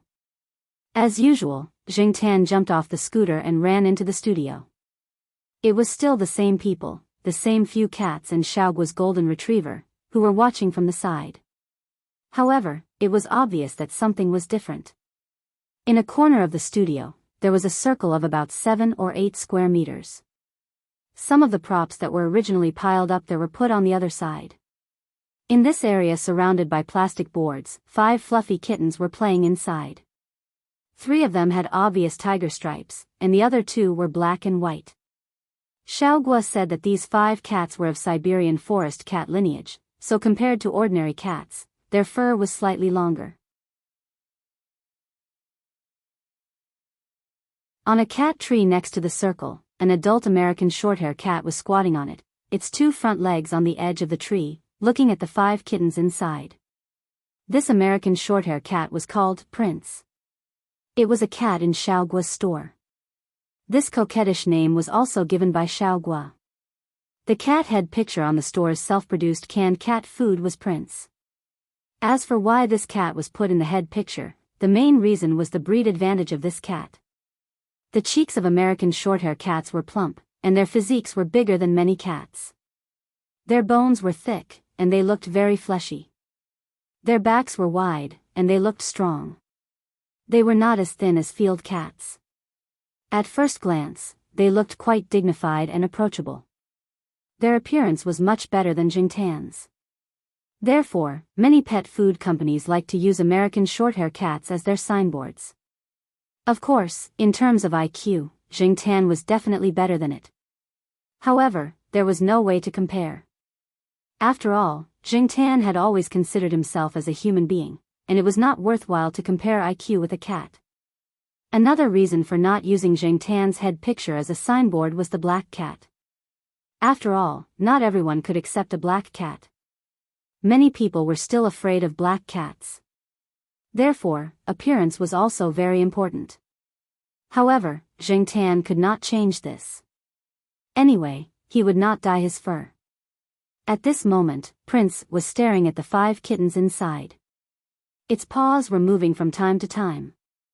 It looked like it wanted to go down, but it did not want to. Still the same? Xiaogua asked several employees when he entered the door. Still the same. When the prince went in, these kittens treated it like an enemy. It was the same for other cats in the store, regardless of their gender.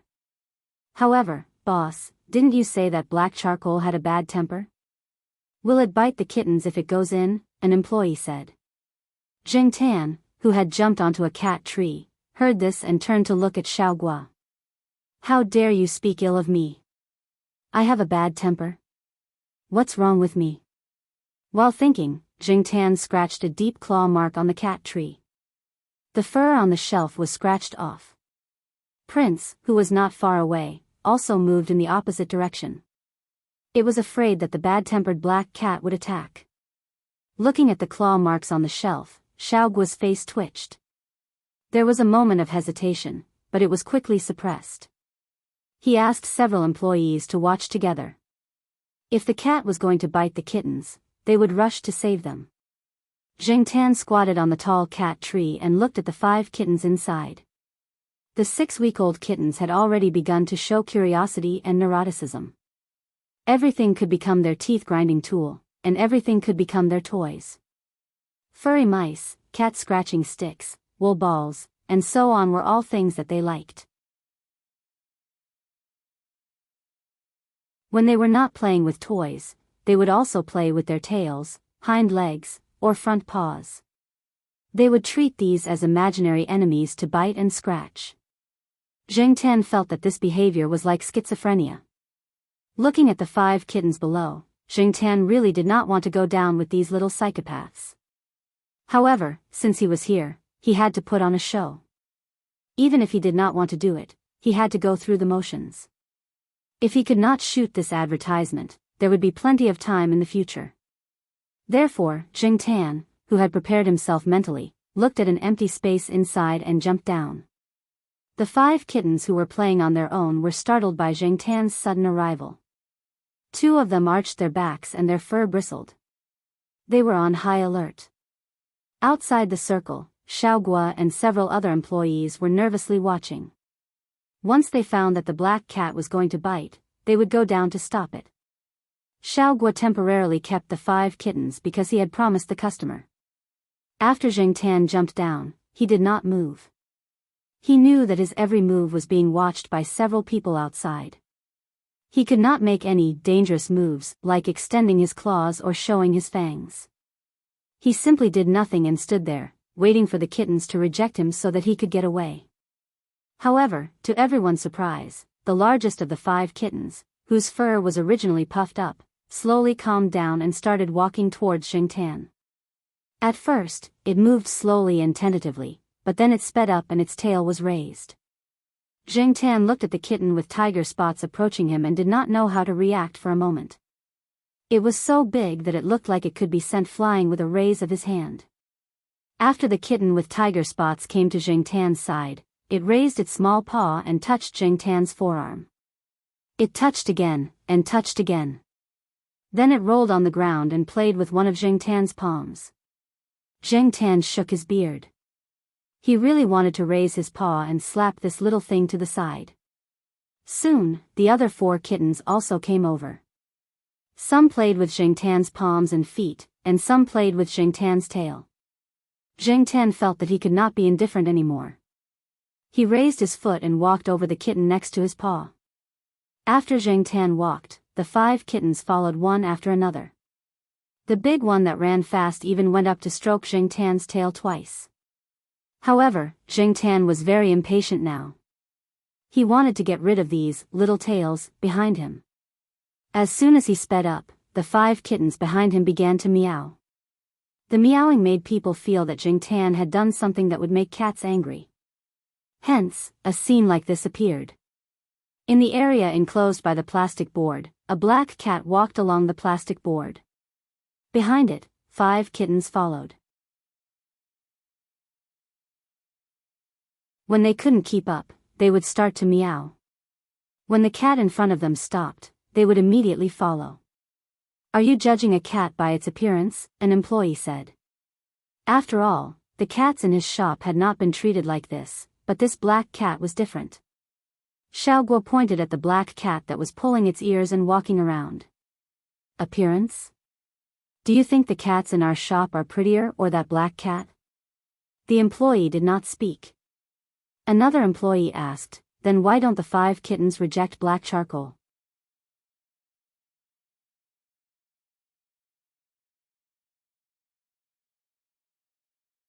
Chapter 33. Seeing that Jing Tan was getting along well with the kittens inside, Prince, who had been staying on the cat tree, couldn't sit still anymore. He jumped in after testing a few times. However, after the 5 kittens found Prince, they arched their backs, puffed up their fur, and made warning sounds. The only difference was that now, because Jing Tan was there, the 5 kittens seemed to be more confident. They were all close to Jing Tan, making it difficult for Jing Tan to lift his feet. Prince took 2 steps closer, and the kittens arched their backs even more. The warning sounds came one after another, and they were even closer to Jing Tan. Jing Tan was very annoyed. Why were the 5 kittens so close to his feet? He felt uncomfortable all over, but he was afraid that if he moved too much, he would kick, press, or bump the kittens, so he was impatient and a little stiff at the same time. Jing Tan's annoyance reached its peak when the prince approached. Jing Tan's ears twitched, and he looked at the approaching American shorthair cat with an oppressive look. If you don't have king get out of here, I'll beat you to death. Xiaoguo, who was standing outside the plastic board, saw the situation and whispered to his cat. It seemed that his cat had no chance to be in the commercial at all.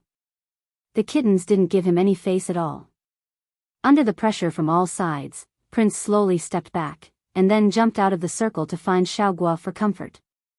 Seeing that the enemy had left, the kittens' alarms were lifted, and they continued to play around Jing Tan. When Jing Tan walked, they followed. When Jing Tan stopped, they all went up to him, rolled around Jing Tan, or played with Jing Tan's paws and tails. Compared to the kittens' happy mood, Jing Tan kept a sour face. Cats didn't have many expressions, but anyone who saw Jing Tan now would think that the cat was in a bad mood. Jing Tan looked down helplessly at the kittens that were lying on their backs and rolling around his paws. The kittens' feet were very tender, reflecting a soft luster under the light. It was completely different from the roughness of the big cat's feet. Jing Tan, on the other hand, ran and climbed trees every day. Compared to other cats, the soles of his feet were more worn out. Jing Tan looked at the little foot that was waving in the air.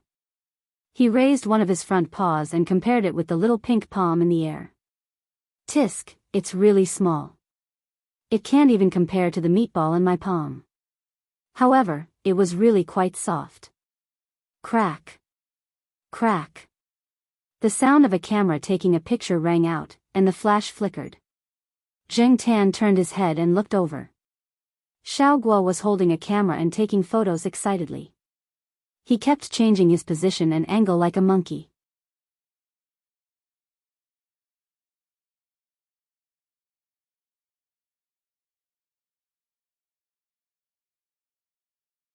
Xiaoguo just looked at the cat and asked, "How do you know that it is sick?"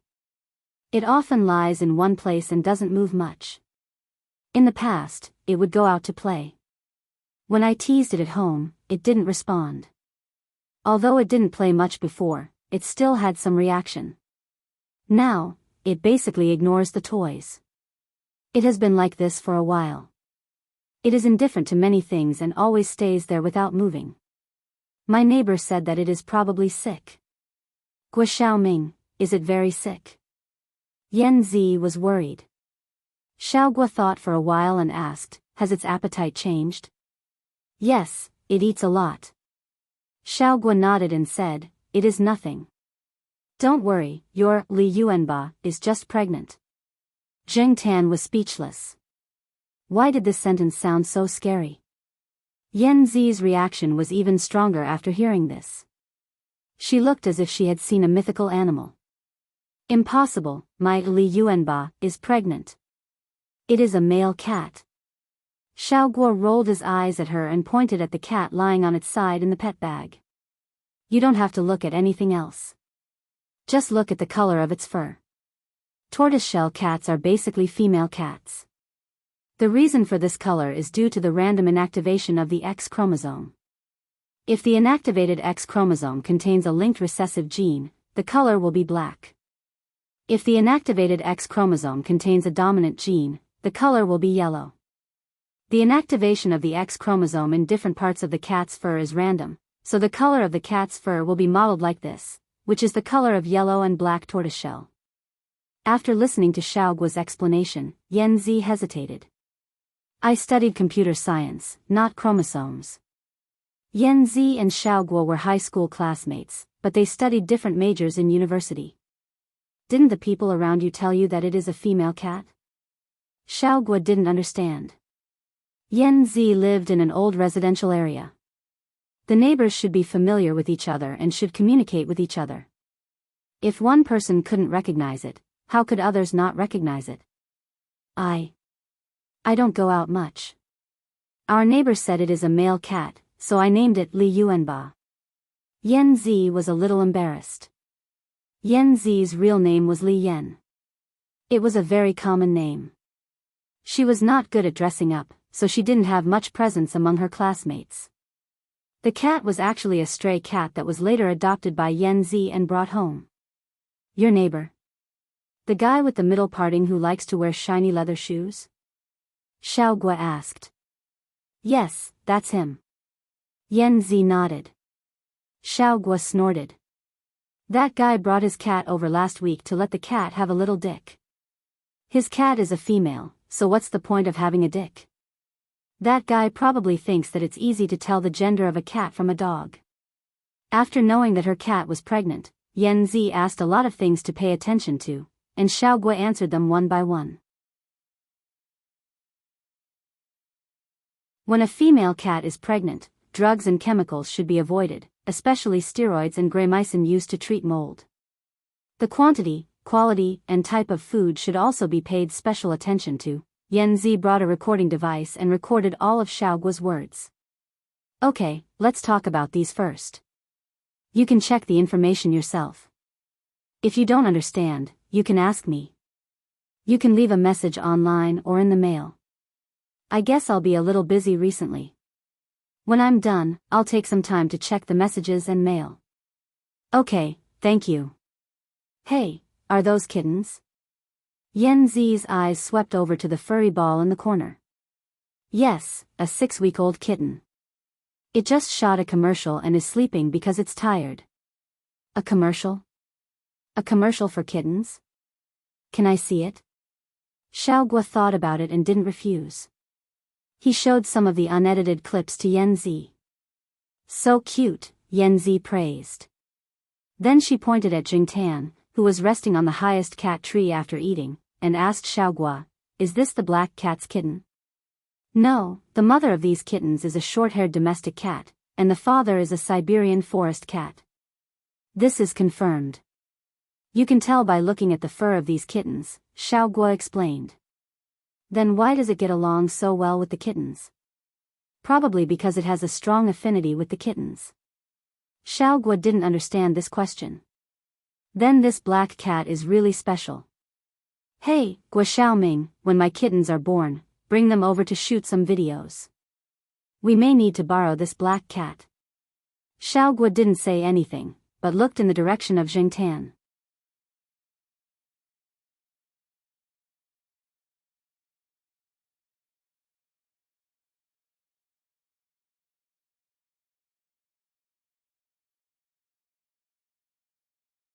Although there was someone to keep them company, the two children were still used to asking Jingtan to go with them.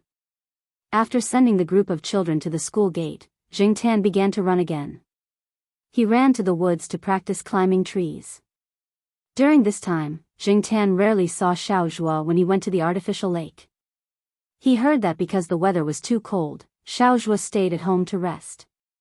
Lord Zheng helped to apply for a room in the family building. On the day of the advertisement, Xiaoguo came to the door and brought a magazine. It was the magazine that his friend founded. Many of Jingtan's pet advertisements were published in this magazine. He heard that the magazine was selling well. Xiaoguo didn't rush to leave after he came. Instead, He called Zhao Ma to sit on the sofa and turned the magazine to the page of Zheng Tan's advertisement. Like the previous few issues, it was a photo story. It was composed of several clips from the video advertisement where Zheng Tan and the 5 kittens shot. Many readers who bought this advertisement would first read the advertisement story on the first page after they bought it. The response to this issue was particularly good. In addition, what was different from the past was that on the page next to the story, there was a clear big picture on it. A big black cat raised its paw to meet the paw of a kitten lying on its back and waving its paw. In the lower right corner of this big picture was the advertising slogan that Ming Ming Pet Center often used. Ming Ming loves you so much, can you take me home? After reading it, Zhao Ma directly cut out the 2 pages and put them in a photo album. She also asked Xiaogua to develop a photo for her to keep. In fact, Zheng Tan didn't have a good opinion of the photo that everyone praised. He felt that the photo made his majestic and domineering image a little sentimental and distorted his temperament.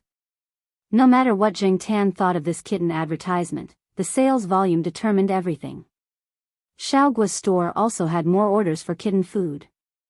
In fact, many people who contacted Xiaogua mainly wanted to learn from him how to take such a picture. Were there any traces of Photoshop? How to make the cat do such actions? Xiaogua had been playing Tai Chi with people all the time. Anyway, there was no truth. Following Xiaogua to the pet center's studio where the advertisement was shot, Zheng Tan immediately found something strange. Li Yan was here, and there were some strange and familiar smells around her. Zheng Tan walked over to Li Yan and looked at her. Li Yan was staring at her computer. There were some pictures on the computer. Many of the pictures were very bad, but some of them could be seen vaguely. The pictures were of 2 cats. One of them was the big cat, the domineering Li Yuanba. The kitten was not big, and it was just born. It was mainly white with some yellow spots on its body. It was much smaller than the 5 kittens that Zheng Tan had worked with before. Was this the child of Li Yuanba? Zheng Tan looked at the name of the folder again, Li Yuanba and Peanut Candy. Looking at the kitten in the blurry picture again, the pattern was indeed quite similar to the peanut candy. Knowing that the tortoiseshell cat had a baby, Zheng Tan was not very interested. He just wanted to finish shooting the advertisement and go home early. However, 2 of the employees who participated in the shooting today had something to do, and it would probably take another 1 or 2 hours before they could start work. While waiting, Zheng Tan jumped onto the highest cat tree and rested with her eyes closed, just like she always did. Not far from Zheng Tan, Li Yan was holding the computer and discussing something with Xiaogua. Listening to their conversation, Zheng Tan learned that Li Yan and the tortoiseshell cat were living in the pet center during this time. There were some staff lounges and living rooms in the pet center. Because of her cat's pregnancy, Li Yan was always worried that something unexpected would happen. She had no experience in taking care of a pregnant woman, let alone a pregnant cat. After thinking about it, she directly moved to the pet center and paid the rent for 2 months. With Xiaogua here to help take care of her, Li Yan was relieved. As for herself, she did not have high requirements for where she lived, as long as she had a computer and the place she lived in had internet access. A few days after moving in, Li Yuanba gave birth to a kitten. It was rare that she only gave birth to 1 kitten, and this kitten was bigger than an ordinary newborn kitten. Li Yan wanted to take more photos or videos as a souvenir, but Li Yuanba looked like a King Kong when it saw the camera, and its fierce face became even more ferocious, which made Li Yan very distressed. Xiaogua could not help. He could not even get close to the cat. As long as a stranger approached, the cat would be in a state of war, and it would be asking for trouble. When Yan Zi took photos of her cat, she did not turn on the flash, and all the photos were taken secretly. The tortoiseshell cat had very sharp senses, so most of the time, the swallow would fail to take a peek. Often, it would only capture a tail or an afterimage. The pictures that she had shown to Xiaogua in the past had taken her a long time. Later, Li Yan installed a camera and peeped at the laptop every day. Now, after looking at the photos, Li Yan turned on the camera and began to peep again. I heard a few days ago that tortoiseshell cats are very docile and quiet, and they are better than ordinary cats. They are also very good at taking care of their offspring. Is this true? I think my Li Yuanba is very suitable for this saying, Li Yan said proudly. Xiaogua thought for a while. I heard my grandma say that tortoiseshell cats are either docile and quiet, or they are bandits.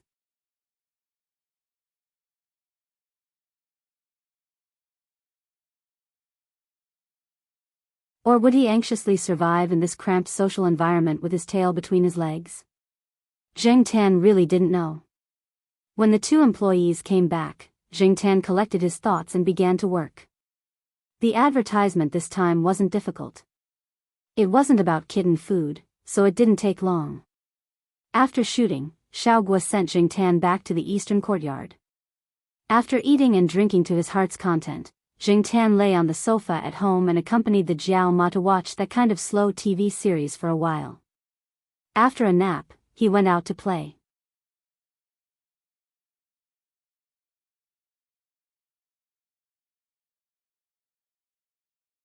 Chapter 35.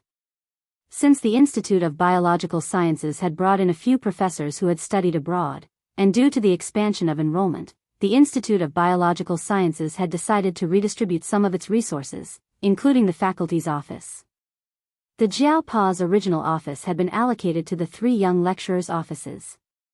The Institute of Biological Sciences had also given the Jiao Pa a separate office. However, the new office was smaller than the original one. It was less than 10 square meters. At first, the Institute of Biological Sciences was afraid that the Associate Professor Jiao would complain. However, they did not expect the Associate Professor Jiao to express his understanding and move to the new office the next day. Because of this, the Institute of Biological Sciences leaders had a better impression of the Associate Professor Jiao. Of course, the reason why the Associate Professor Jiao moved so easily was definitely not because he cared about the Institute of Biological Sciences higher-ups. Zheng Tan could also guess part of the reason. Since the Institute of Biological Sciences had already decided on this allocation, the Institute of Biological Sciences had no choice but to accept it. If they continued to argue, they would be at a disadvantage. Moreover, the Jiao Pa was just a small associate professor. However, not only did the Jiao Pa agree to move to the new office, but it also did not seem like he was unwilling. The main reason was because of the location of the new office. The new office's window faced south. In the winter, the Institute of Biological Sciences could enjoy the sun very well. Most importantly, the new office was located at the corner of the second floor. There was a big sycamore tree next to the road below the building. The branches of the sycamore tree extended towards the window. It was convenient for Zheng Tan to jump out of the window every time he came to look for the Jiao Pa. Therefore, many times, when Zheng Tan was tired and bored, he would run to the Biological Sciences building and jump directly from the sycamore tree to the Jiao Pa's office's windowsill. Under normal circumstances, the Jiao Pa would not lock the windows. He would only lock the windows when he left at night. Therefore, after Zheng Tan jumped onto the windowsill, he could easily use his claws to pry open the screen and the window. The window was flat, so as long as it was not locked, it could be easily opened. There was a small chair beside the Jiao Pa's computer in his office. Usually, when the Jiao Yuan and the others were not around, Zheng Tan slept on it. Today was the same. Zheng Tan accompanied Jiao Yuan and the others to school after taking a nap at home. After that, he ran to the biology building and directly climbed into Jiao Pa's office through the window to sleep.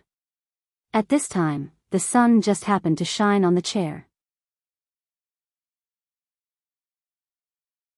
Zheng Tan lay on the small chair and slept under the sun without being disturbed by anyone.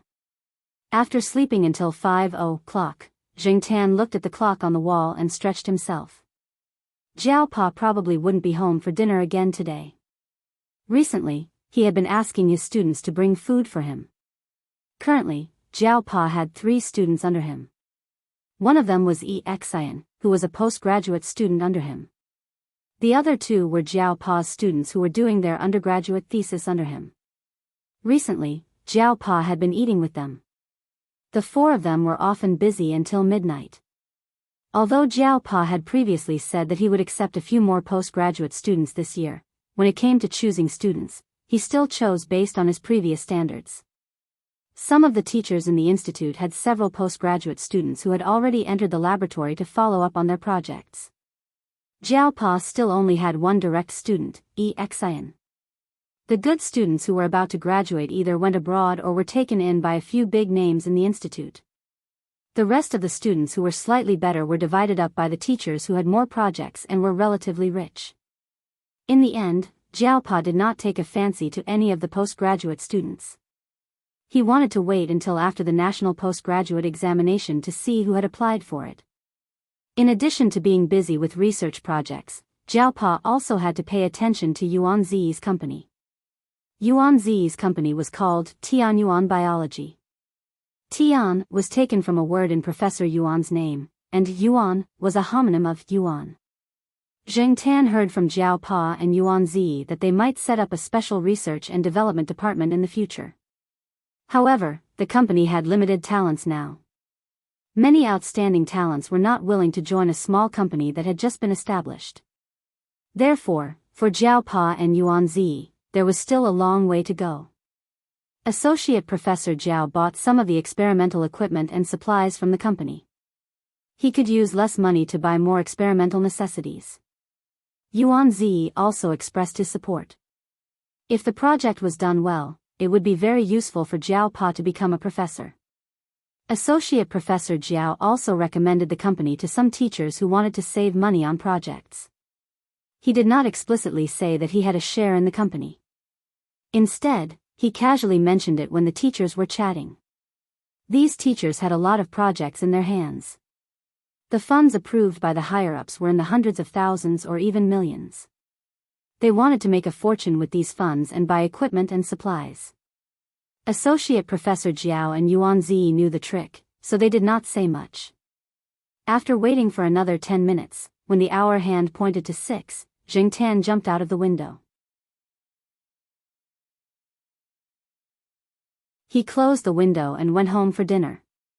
After dinner, he continued to hang out outside. During this time, Huang was under strict supervision. However, the sheriff and De Pang were still the same. They played with Zheng Tan until late at night. Because of the cold weather, except for some students who came out for classes and self-study, many places were empty at night. This was a good thing for the cats. At least no one would disturb them when they were playing. Occasionally, they would run into young couples who were doing something they liked in a remote corner. At that time, Zheng Tan would hide and watch them. He missed his old self. When he first entered university, he often asked a few girls to play in a remote corner of the school. It was new and exciting. Every time he encountered such a thing, Zheng Tan could not help but wonder why he did not pay attention to whether there were cats peeping around when he was doing things. Maybe even if he saw a cat in the past, Zheng Tan would not have taken it seriously. Zheng Tan brought the sheriff and De Pang to the forest where he usually climbed trees. During this period of time, they played here at night. There were some cats from other places. Some were cats raised by the staff in the logistics department, and some were cats from outside the school.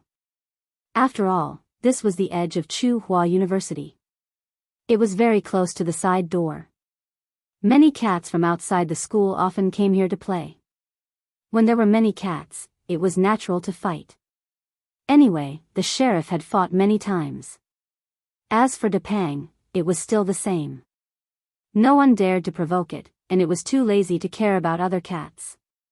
Zheng Tan had fought once, and it started with a female cat. Zheng Tan swore that he had no interest in that female cat.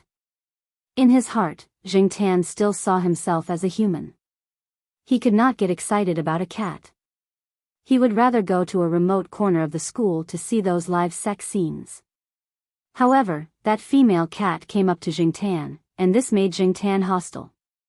Therefore, Zheng Tan fought with the cat that came from outside the school. Actually, it was not really a fight. Zheng Tan slapped the cat, and the cat rolled away.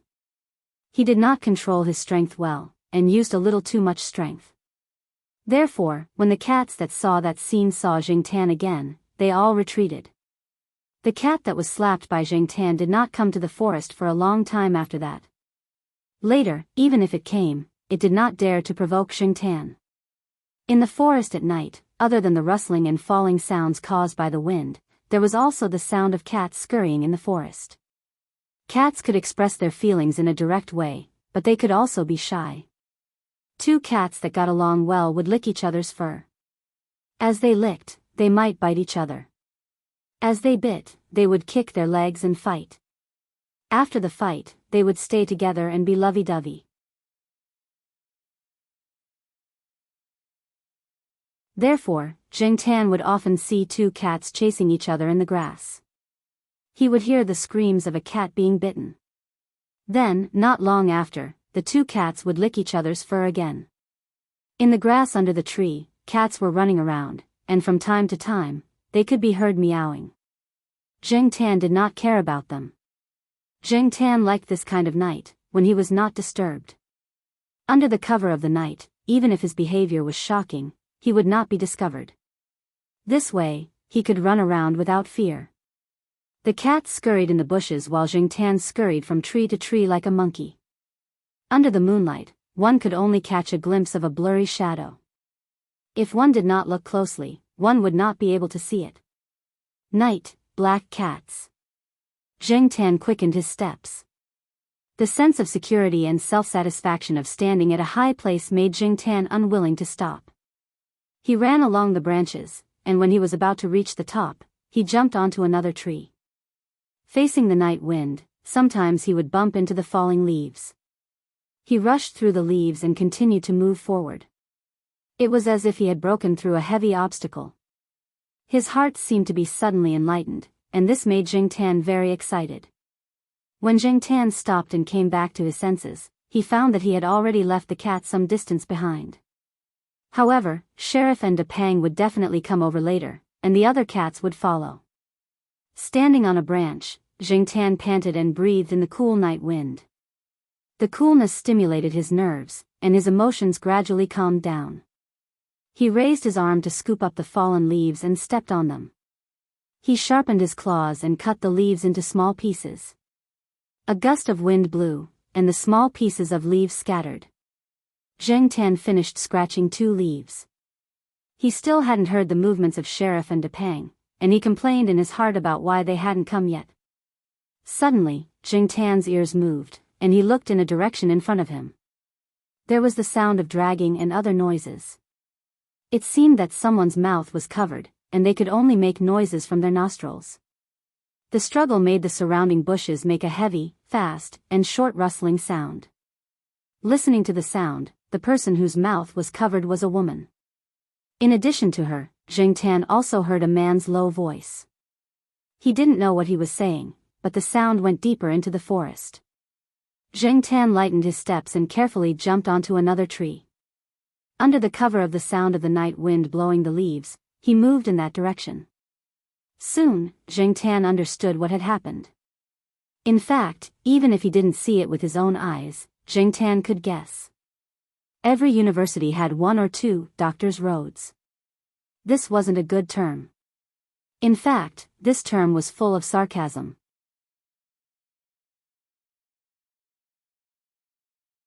In many high schools, especially those with a larger area, there were 1 or 2 remote areas that were far from the center of the school. Once in a while, bad things would happen. The most typical cases would be rape and rape. For those victims, the university would give different degrees of compensation according to the severity of the situation. For example, the university would pay for postgraduate studies and doctorate studies. Over time, this area with high incidence of accidents was given a doctor's road or some other name by the students. As Jingtan often wandered around this area, she heard the conversations of the students and school staff who were resting here. There were many gossips about this kind of incident. Tsinghua University used to have a lot of incidents in this area.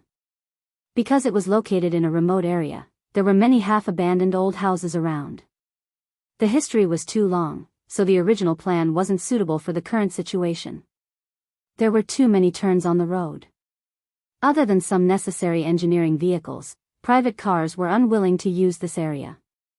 The surrounding street lights were often smashed. After being repaired, they would be smashed again in less than a week. No one knew who did it. The university's broadcast system would also be destroyed. No one could catch the culprit, and no evidence could be found. Later on, the university simply didn't care. They just asked some homeroom teachers or counselors to tactfully tell the students not to go to these remote areas alone at night. This forest was one of the areas they were told to pay attention to. This was also the reason why Jingtan rarely saw female students in this forest. Perhaps this was also the reason why the university demolished the surrounding old houses and built new ones to attract more people. It made the area lively and reduced the probability of such incidents happening.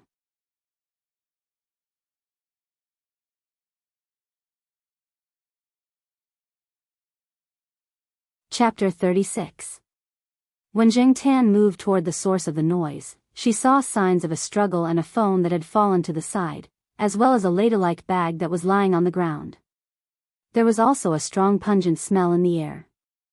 Jingtan sniffed and followed the smell to scan the area below. He saw a key ring in the grass with a small tube on it. It looked like a pepper spray. The girl was well prepared, but Jingtan didn't hear any screams. Did that mean the guy wasn't hit? From the looks of it, either the girl didn't spray the target, or the guy was probably a habitual offender and had been prepared. It was much faster to walk through the trees. Jingtan didn't need to take a detour to avoid the uneven areas. The man stopped under a big tree. He was quite a distance away from the walkway. Even if he made a sound, no one would hear him. Caw! Jingtan heard the sound and looked over. The reflection of metal flashed past. F***CK. This pervert actually carries such sexy handcuffs with him. What kind of disgusting taste is this? Jingtan cursed in his heart. The man cuffed the girl's hands and then took out a small roll of tape from his pocket. There was a piece of paper attached to the end of the tape, making it easy to tear. The man removed the hand covering the girl's mouth. Before the girl could make a sound, the tape sealed her mouth. She could only make weak noises through her nose. Jingtan looked. The man was wearing gloves and a hat that only revealed his eyes and mouth. He looked like a bank robber. He was indeed a well-prepared habitual offender. Jingtan quietly jumped onto the big tree and climbed to the top. He aimed at a branch below and jumped down. Bang! The branch swung down with the leaves on it. Many leaves fell as it swayed. The rustling sound of the branches swinging was especially clear in this quiet environment. The man in the hat held the girl down with one hand and unbuckled his belt with the other. He was ready to fight with his gun when the sound above him startled him. The man looked up warily, but it was too dark to see anything. He could only see the swaying branches in the dim moonlight. However, there was no wind now, and the surrounding branches were all still. The swaying branch above his head was like a ghost, waving at him. Was it a bird? The man thought. At night, all the birds had returned to their nests to rest. Furthermore, it was the middle of winter, and it was at night. How could there be birds coming out? Could it be that there was a bird's nest in this tree? Or was it some other animal? The man held down the girl who was still struggling and listened to the movements around him. There seemed to be some noise, but it didn't seem to be human. Shaking off the doubts in his heart, the man turned around and prepared to continue unbuckling his belt. However, there was another bang above his head, louder than before.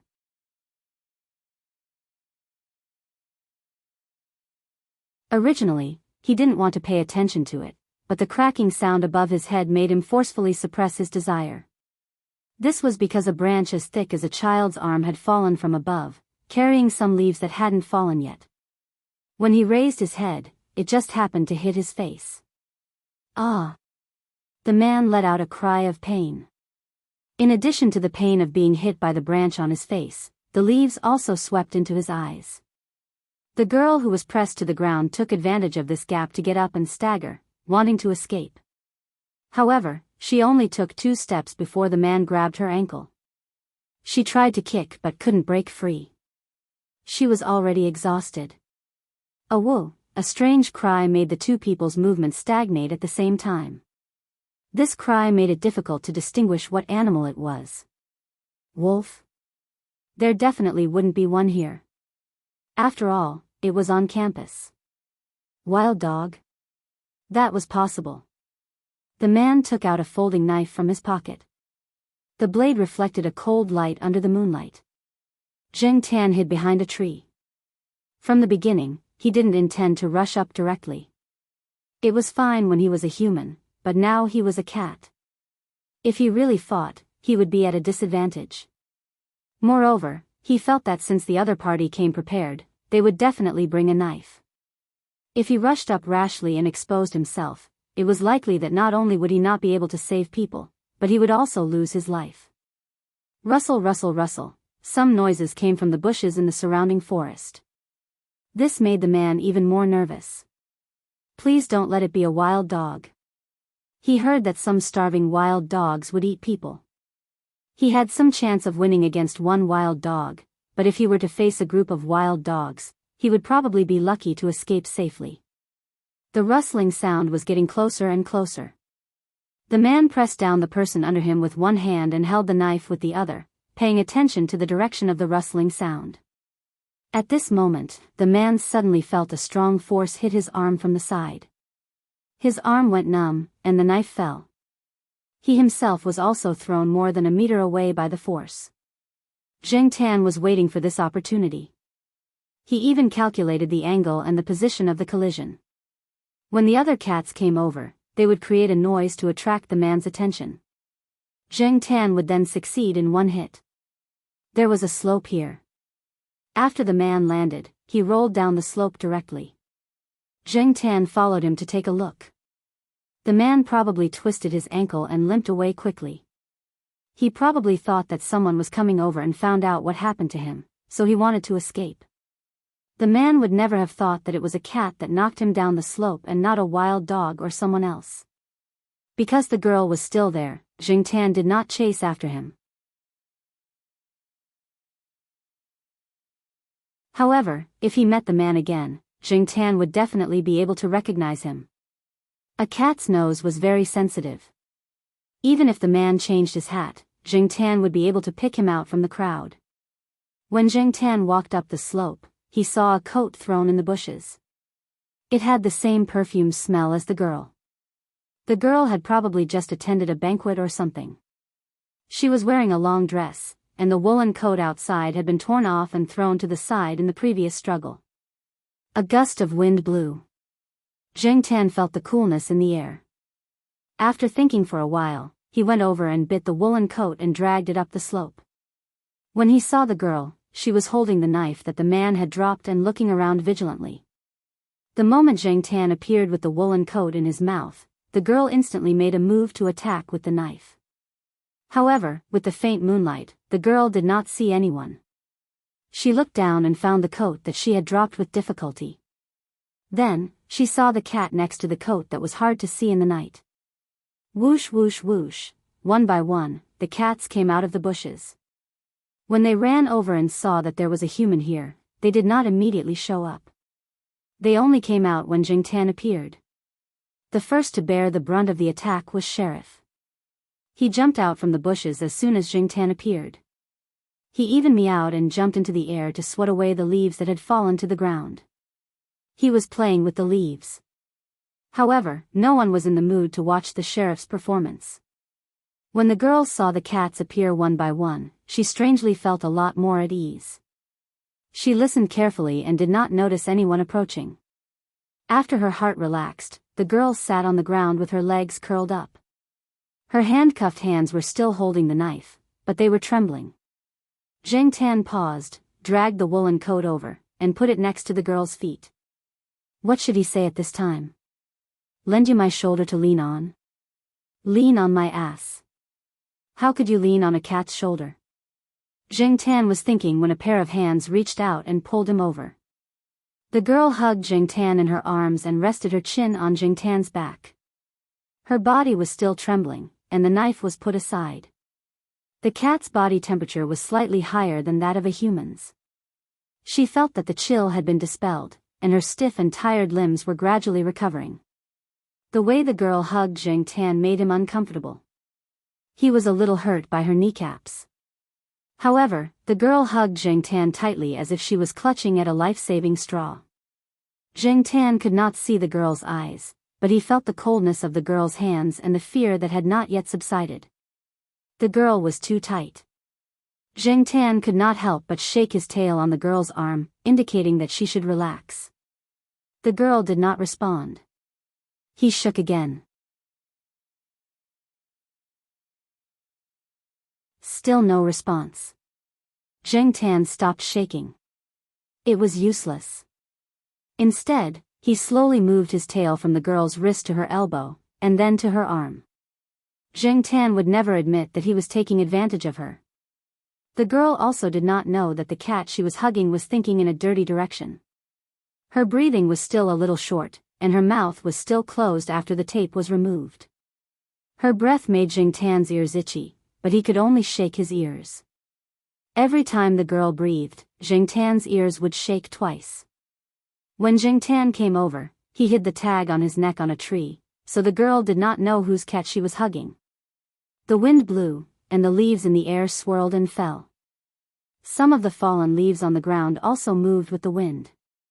The forest in the winter night was bleak and gloomy. However, the bleakness and gloominess faded a lot in the presence of the cats. The night wind blew the girl's messy long curly hair. Zhengtan, who was being hugged, felt that this scene should be very moving. Unfortunately, before Zhengtan finished sighing, he saw the sheriff run over and play with the girl's hair with his paw. Then, maybe he suddenly felt that his butt was a little itchy, so he squatted on the ground and bent down to lick it. *CK, this idiot. He really ruined the mood. I won't call you the next time we come out. Not far away, a cat was teasing Depang, who was squatting there. In the end, the impatient Depang jumped up and pressed down on the cat, causing it to scream. The other cat was originally chasing and playing with other cats, but its attention was attracted by the scream. It did not look in front and directly hit a tree. After hitting it, it pretended that nothing had happened and rolled on the ground. Zhengtan wanted to cover his face. *CK, this was too embarrassing. However, because of the stupid actions of these cats, the girl's body gradually relaxed. She was no longer tense, and her trembling subsided a lot. Although it was not very comfortable to be hugged in such an awkward position, Zhengtan enjoyed the feeling of being trusted and relied on. When he was released, he felt a little regretful. Thank you all, really, very much. The girl's voice was still trembling, but from her tone, he could tell that she was in a much better mood. After a while, the girl stood up, held the knife, and carefully moved down the slope. Zhengtan led the way in front of her, and helped to drag the small bag she dropped over. The girl took out her phone from the bag and made a call. Zhengtan originally thought that she would call the police, or find her roommates or bodyguards, but it did not seem like it. After hanging up the phone, the girl walked to the road and stood under the streetlight at the corner. The poorly connected streetlight flickered. Because of the road, the streetlight here was broken, and the school would not repair it very diligently. On the other side of the forest, a few cats were scurrying back and forth.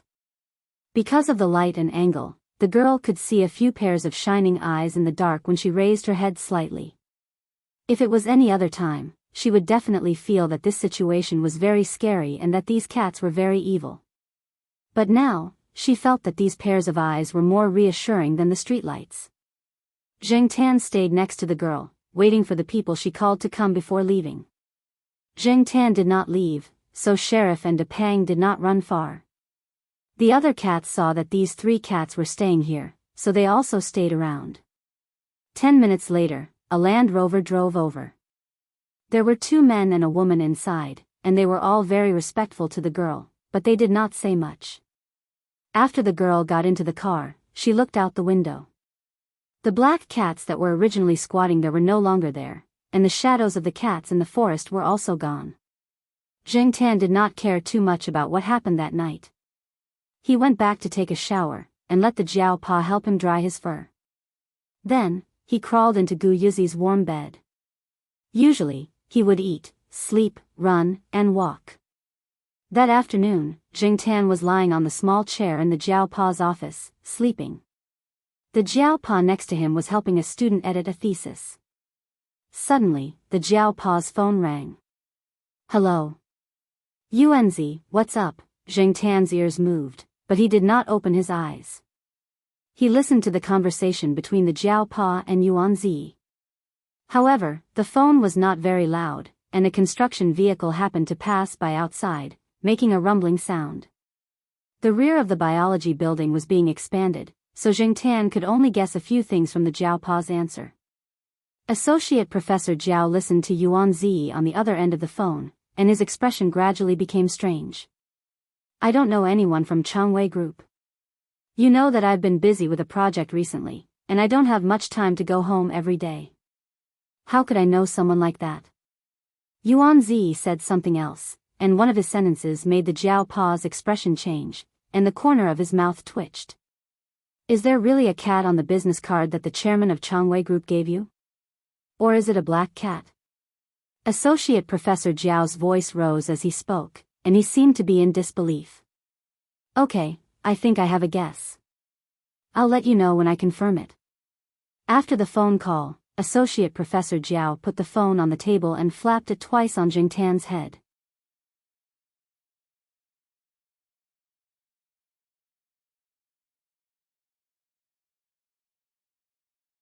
Chapter 37. Jingtan laid on the sofa and looked at the person in front of him expressionlessly. The person in front of the sofa stared at Jingtan for 2 minutes before reaching out his hand in front of Jingtan. Come on, shake hands. Jingtan was speechless. Jingtan looked at the big hand in front of him, then looked at the person in front of him. He ignored him and continued to lie on the sofa, not moving at all. You don't even know how to shake hands? Whatever, roll around, or turn around, the person in front of him said again. Jingtan's paws on the edge of the sofa moved, but he still resisted the urge to wave his paws at the person in front of him, so he continued to stare blankly. The person in front of him gave a few more commands, similar to those used to train a pet. Unfortunately, Jingtan maintained his original position and completely ignored his commands. What the F***ck, can you at least meow? The fat cat downstairs that can't even catch a mouse doesn't know how to shake hands, turn in circles, or lie on the ground pretending to be dead, but at least it has some reaction and meow. I say, Professor Jiao, what kind of cat is this? Yuanzi retracted his hand and looked sideways at Associate Professor Jiao, who was calmly sitting next to the table. Jiao Pa slowly took a sip of tea and replied, a field cat, commonly known as a mongrel. Yuanzi pointed at the black cat lying on the sofa and said to Jiao Pa, a cat like this, it's only around 50 yuan at the market. How could the president of the famous Changwei Group personally help us with this? Obviously, Yuanzi didn't believe that the president of the Changwei Group had anything to do with this ordinary cat. As far as he knew, the president of the Changwei Group just came back from the capital. How could he have anything to do with this black cat? Their company had just been established not long ago. At first, they only did some reagents or reagent kits, sold some small instruments, and more basic things like DNA sequencing and PCR primer synthesis. Now, most of the company's employees were still in sales. They went to various universities to promote and build a reputation. It was just that Yuanzi and the others did not expect that they would suddenly receive an order from Changwei Group. Although it was only a QC quality inspection department of a branch of Changwei Group, the order was not small. The total value was about 2 million yuan. Using the words of Yuanzi's wife, to put it bluntly, they were purely here to give away money. They could even use this cooperation to curry favor with the Changwei Group. However, how could such a big company not have a long-term partner? Could it be that he would not receive preferential treatment? Why did he choose a small company like ours that has no reputation? That was why Yuanzi didn't sleep the whole night after he ended the call with the Jiao Pa.